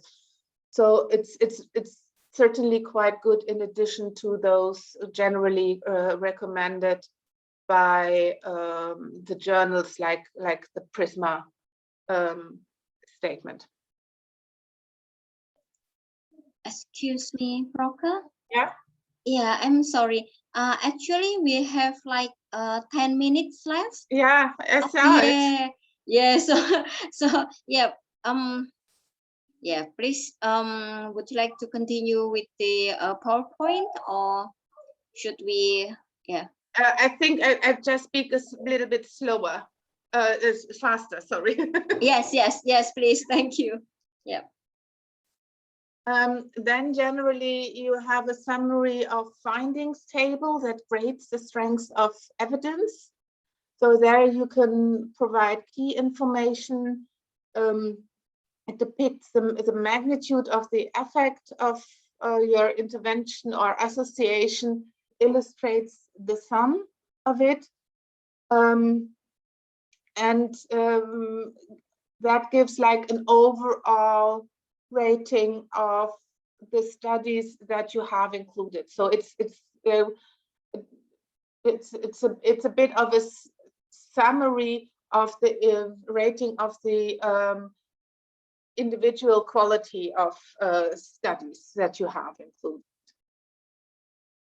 And there you would rate the risk of bias from all of your studies, the consistency of the results of your studies, the directedness and precision, and possible, depending on your question, if it's intervention, whether there's a dose-response association, you would comment on possible confounders, the strength of the association and publication bias. For example, if you found that several studies haven't published anything, then this is something that would go in here.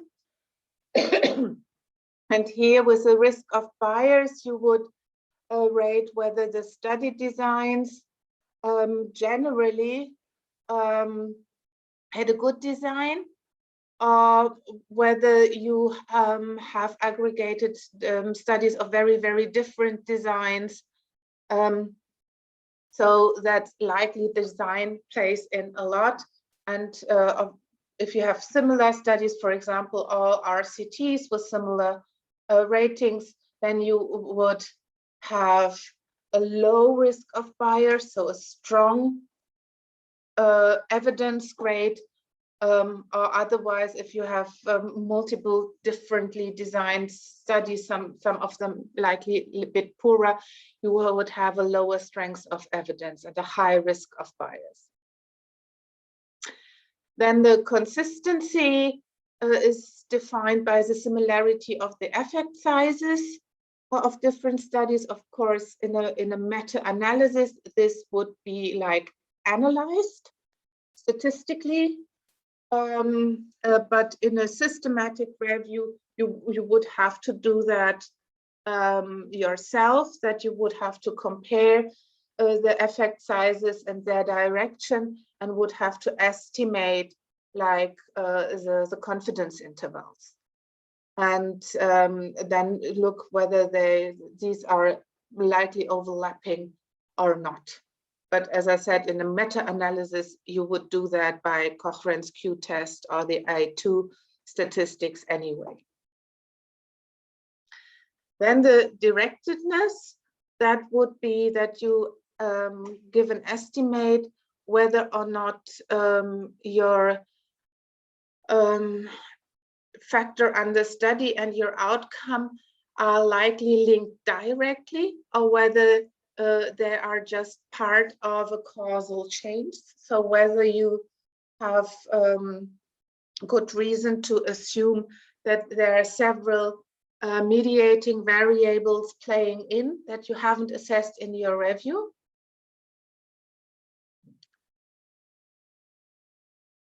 And then the aspects of indirectedness. So whether you have direct outcomes or indirect outcomes, for example, in intervention, indirectness would be if you just report on laboratory tests, or if you in mental health, if you would report on improvement on neuropsychological functioning, rather than on, for example, whether or not someone has recovered from the illness. Yeah, so this is meant by indirectness and directness. And here again, there's only two things: whether you think your score is, or your assessment is a direct effect, like full recovery, in all its facets, or whether it's more an indirect outcome by a surrogate or proxy measure. And then precision, that is the degree of certainty for the estimate of effect. And that is in a meta-analysis, again, that could include a consideration of the statistical significance for effect estimates and the confidence intervals. So again, that's much easier to answer if you do a meta-analysis. And then the precision scores that is whether it allows a clinical useful conclusion, or whether it's the confidence interval is so wide that it's likely conflicting results. Again, easiest to answer with a meta-analysis. And I think for time reasons, we skip the facultative association. I think they're well described. And then in the end, you have a strength of evidence grade from high, moderate to low.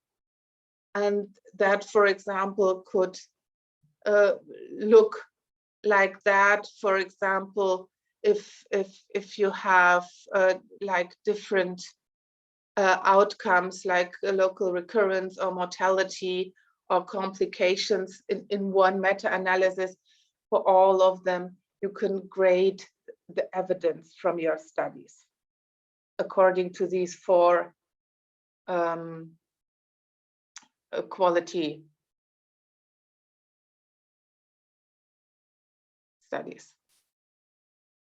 And then, of course, in a meta-analysis, your forest plot will be your main figure of results, where you have like the effect of the single studies, likely also reported by that you give the sample size, that it's reflected by the size of the square. So small square, small sample, huge square, big sample, because of course the sample size should be taken into consideration here.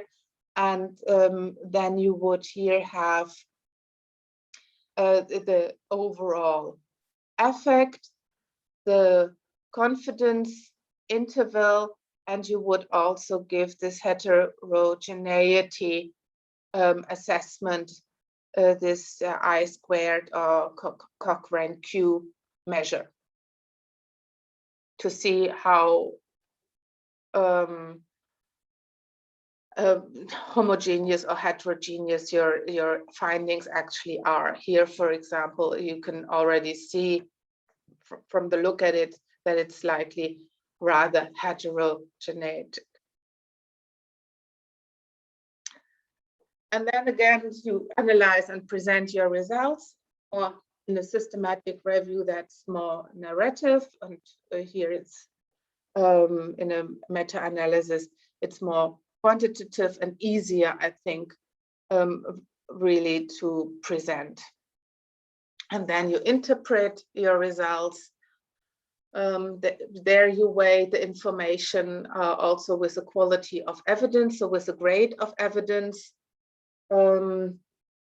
You point out what you found, what are potential confounders, where there's a lack of studies. In a PhD, likely you would address one of the lack of these studies in your empirical PhD part.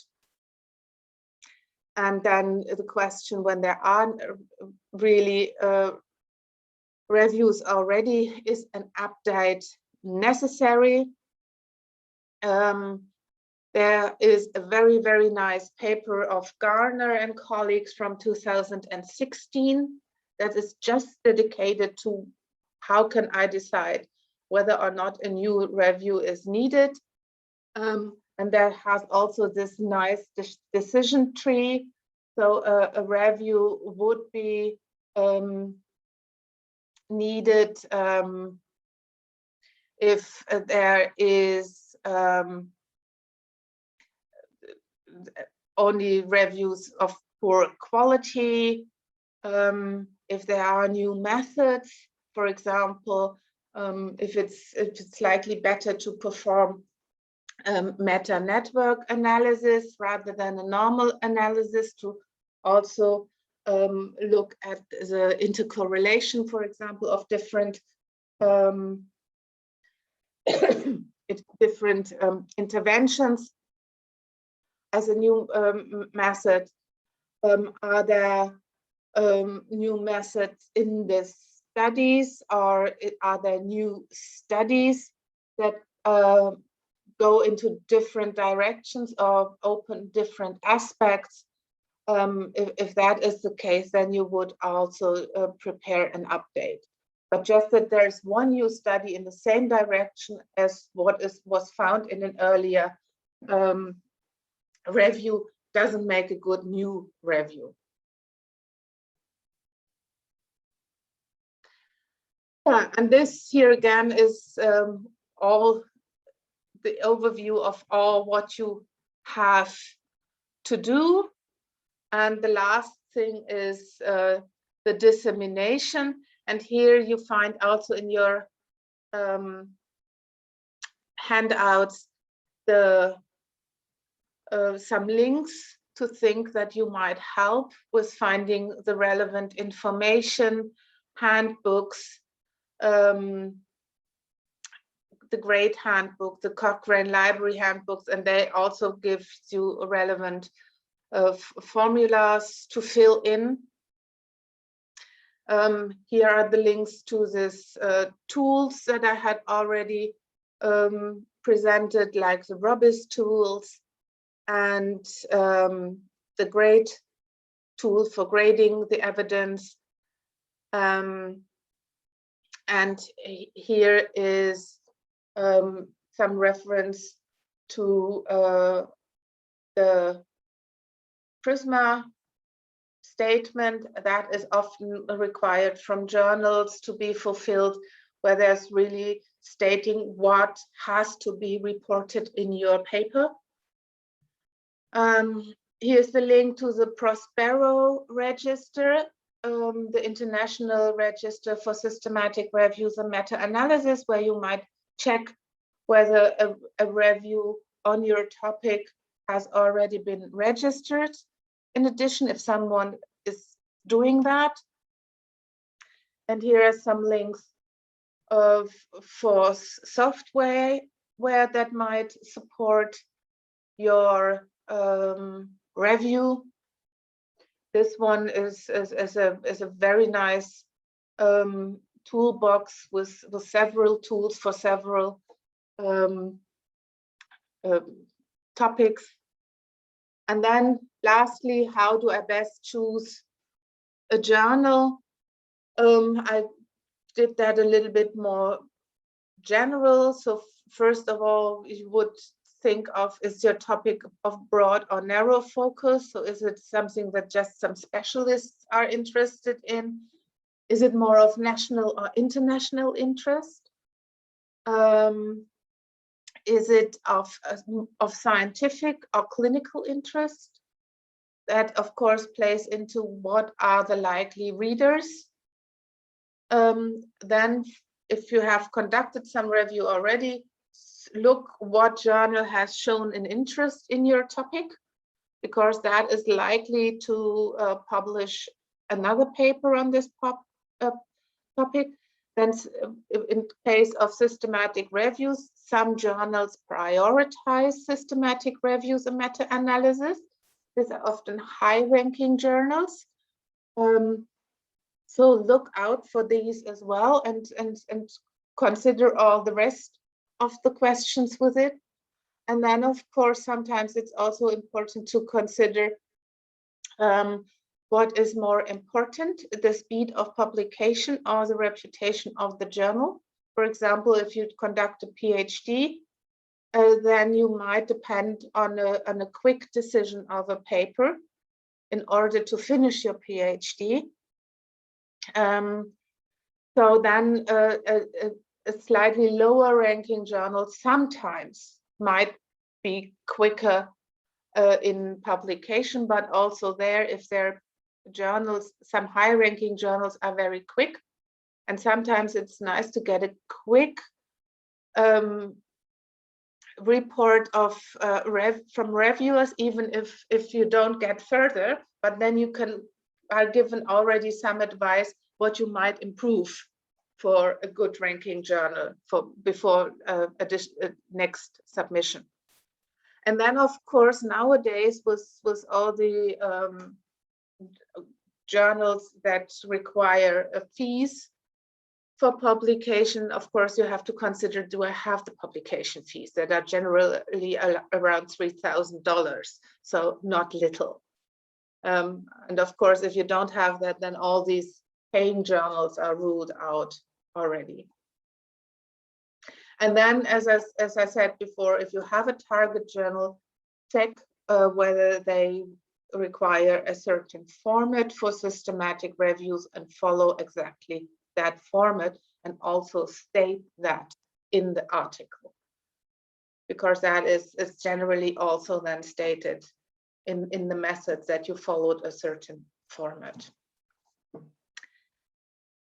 Yeah, so thank you very, very much. So if you still have the time, I certainly still have the time to answer questions if there are any. So thanks a lot. Yes, thank you, Frauke. And yes, we are having some questions. So there are two questions from Ari Pratiwi. The first one is, does the systematic review should look for a special method as the inclusion criteria, such as randomized control trial or clinical intervention? And what if the research is descriptive? For example, the factors that influence something. I think that generally also already depends on what you're looking at. Of course, when you look at interventions and on an effect of an intervention, then at least randomized controlled trials are the superior method for the empirical studies, and from that are supportive. But of course, if you mix it, yeah, for example, if you say, well, I'm just taking in the randomized controlled trials for the meta-analysis, but I want also to see that in light of non-randomized controlled trials, then you could add the other ones in the systematic review, make a mixture. That might be particularly good because other measures might be, for example, testing already transfer in the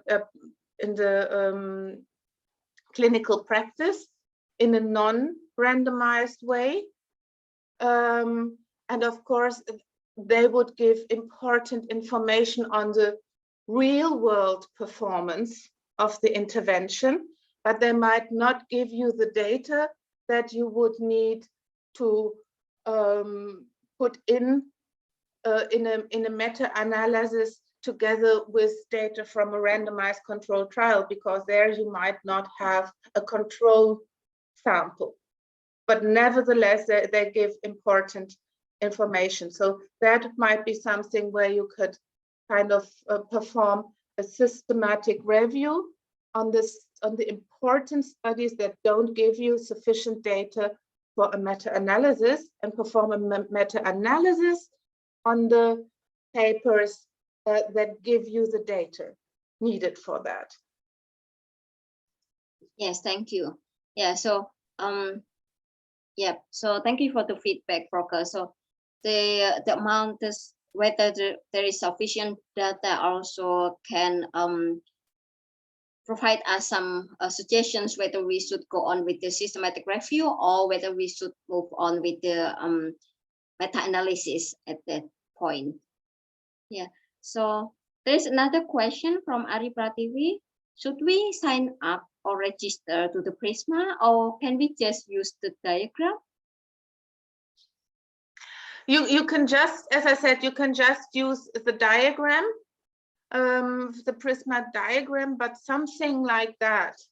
And I think the Prisma diagram is one that is very frequently used. Something like that has to be in the paper as figure, generally as figure number 1, because that's a key element of systematic reviews and meta-analysis, that you have this systematic search and that you show it and that you document it.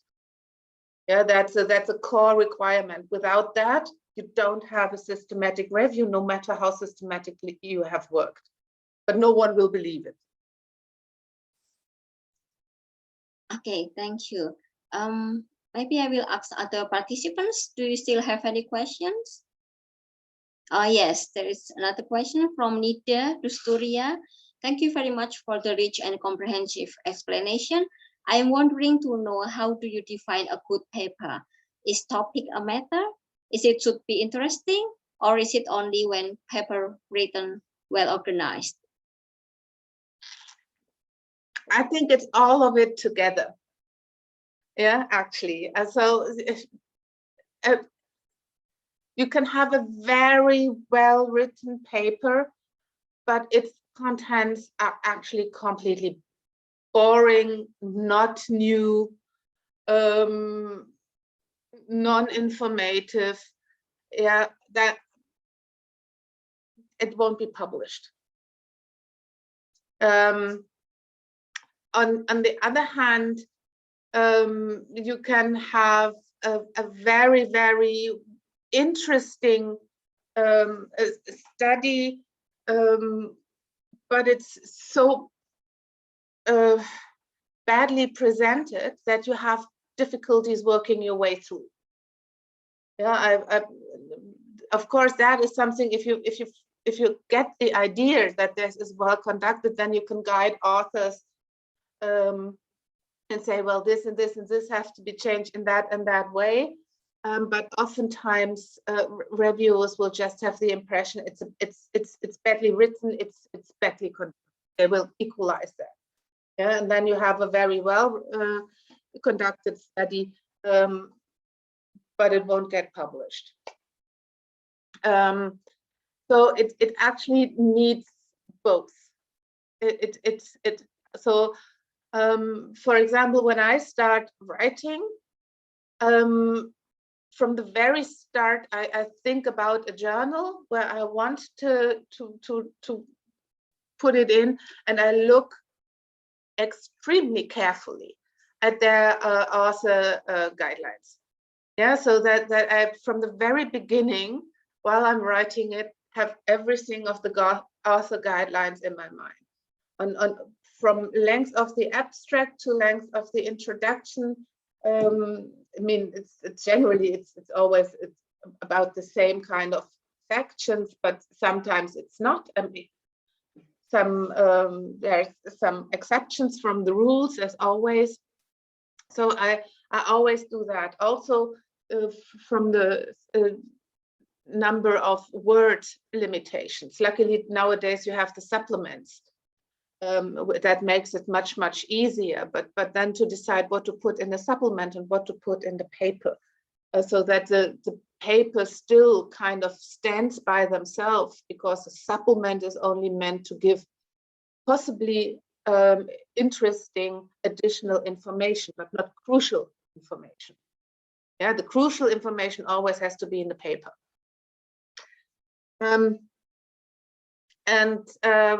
So I think that is something where you really have to look at it. And what I really think is sometimes unfair is with international journals is the language barrier. Yeah, so I even as a reviewer, or I have oftentimes asked the editor with studies just written in poor English. Is there a possibility of the journal to support the authors in language editor? Yeah, because not everyone again has the funding for an unofficial language editor, and even with language editors, if you don't have one who is knowledgeable in your subject, they might do funny things with your contents, yeah, because they don't understand what you want to say. So even if you have a language editor, you still have to go carefully through it to see if it's still in your paper what you wanted to have in your paper. So this is something that makes it sometimes hard. So actually, if you really want to go into research, there is no other possibility than to do English courses as well. Yeah, so otherwise it's really hard to get an international reputation. Yes, thank you, Frauke. Yeah. Yeah. So I guess for publication, it is a combination of the good quality research and also the writing part, how we can follow the guidelines of the journal, and also to write the paper in a well-organized way, and also with good English as requested by the journal. And yeah, and you have to make a good selling point. Even as a researcher, you want to sell your product, and your product is your paper. So this is just as if you want to sell someone a car, that you want to make people think, oh well, this is what we have waited for. Yeah. So you may have to make it special. You have to point out what is particular on it and why this is so interesting. So you really have to make an effort to sell it. Do you have any suggestions on that? Like how can we sell our? This is really so. I think the suggestions for people new in the field is really ask your senior, because they will, before things are published, you know by your colleagues in the field also what is discussed, and what might not be published as a question, but what comes up and is discussed. So you're more, how we would say, to the pulse of the time. And that is, of course, something that comes with, there is no general rule, but it has to do with the knowledge of your area. Yep. Yes. Okay. And maybe lastly, because we have time limitation as well, Frauke, can you give us, especially our PhD students, maybe some motivation, like how to start, like what should they do to motivate themselves to do the research and also the systematic review, because it might be something that looks really huge for our students, especially because we are coming from a non-English speaking background. Yeah, please. I think my main tip is look that you do your research in an area where you have really an interest in. Yeah, don't consider an area because of career reasons, because that might then be different when you reached a certain state. But when you do the things that you're really interested in, you will do them well. If you do them for other reasons, you might perform okay, but you likely will never be excellent. So really do the things where your heart is in, because that also, if you're fascinated by something, you can much better sell it to someone, and then you have a better selling point. Yeah, even in also in your writing, and even if if some people say, well, but that's an odd topic, yeah, and that's hardly discussed. That doesn't matter. When I started with early detection, there were hardly any empirical papers on it, and my first boss said, well, Frauke, if you want to make a career, you better choose a different topic.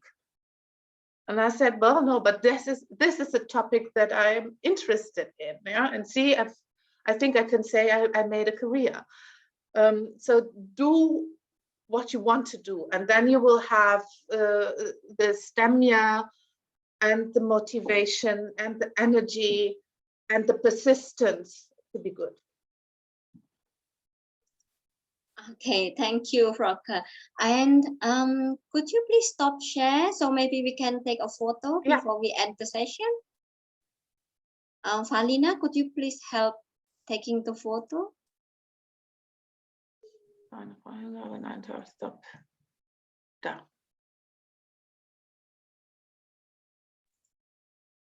Valina, bisa bantu memfoto kah?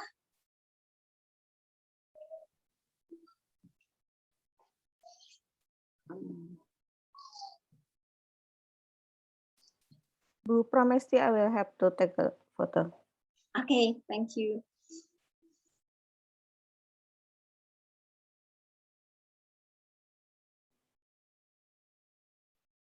Rekan-rekan ada yang ingin membuka video lagi?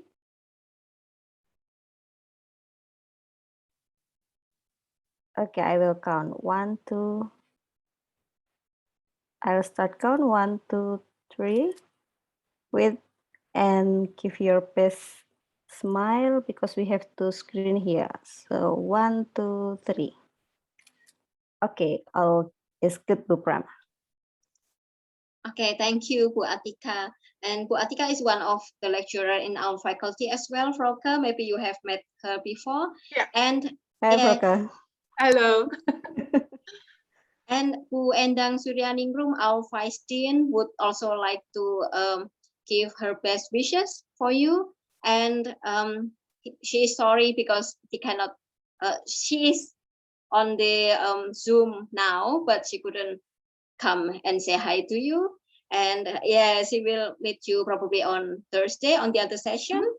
Yeah, so I would like to say our appreciation for Frauke for giving us her time and also effort in preparing the presentation on this systematic review and also publication. And we would like to thank you, Frauke, for having us today. And we would like to see you on Thursday on the other session. And thank you for all participants. Thank you, Purini, Putri Kurniati, for arranging the session as well. And thank you for all participants. And thank you, Frauke. And good afternoon, everyone. Bye. Thank you. Bye-bye. Bye. Thank you.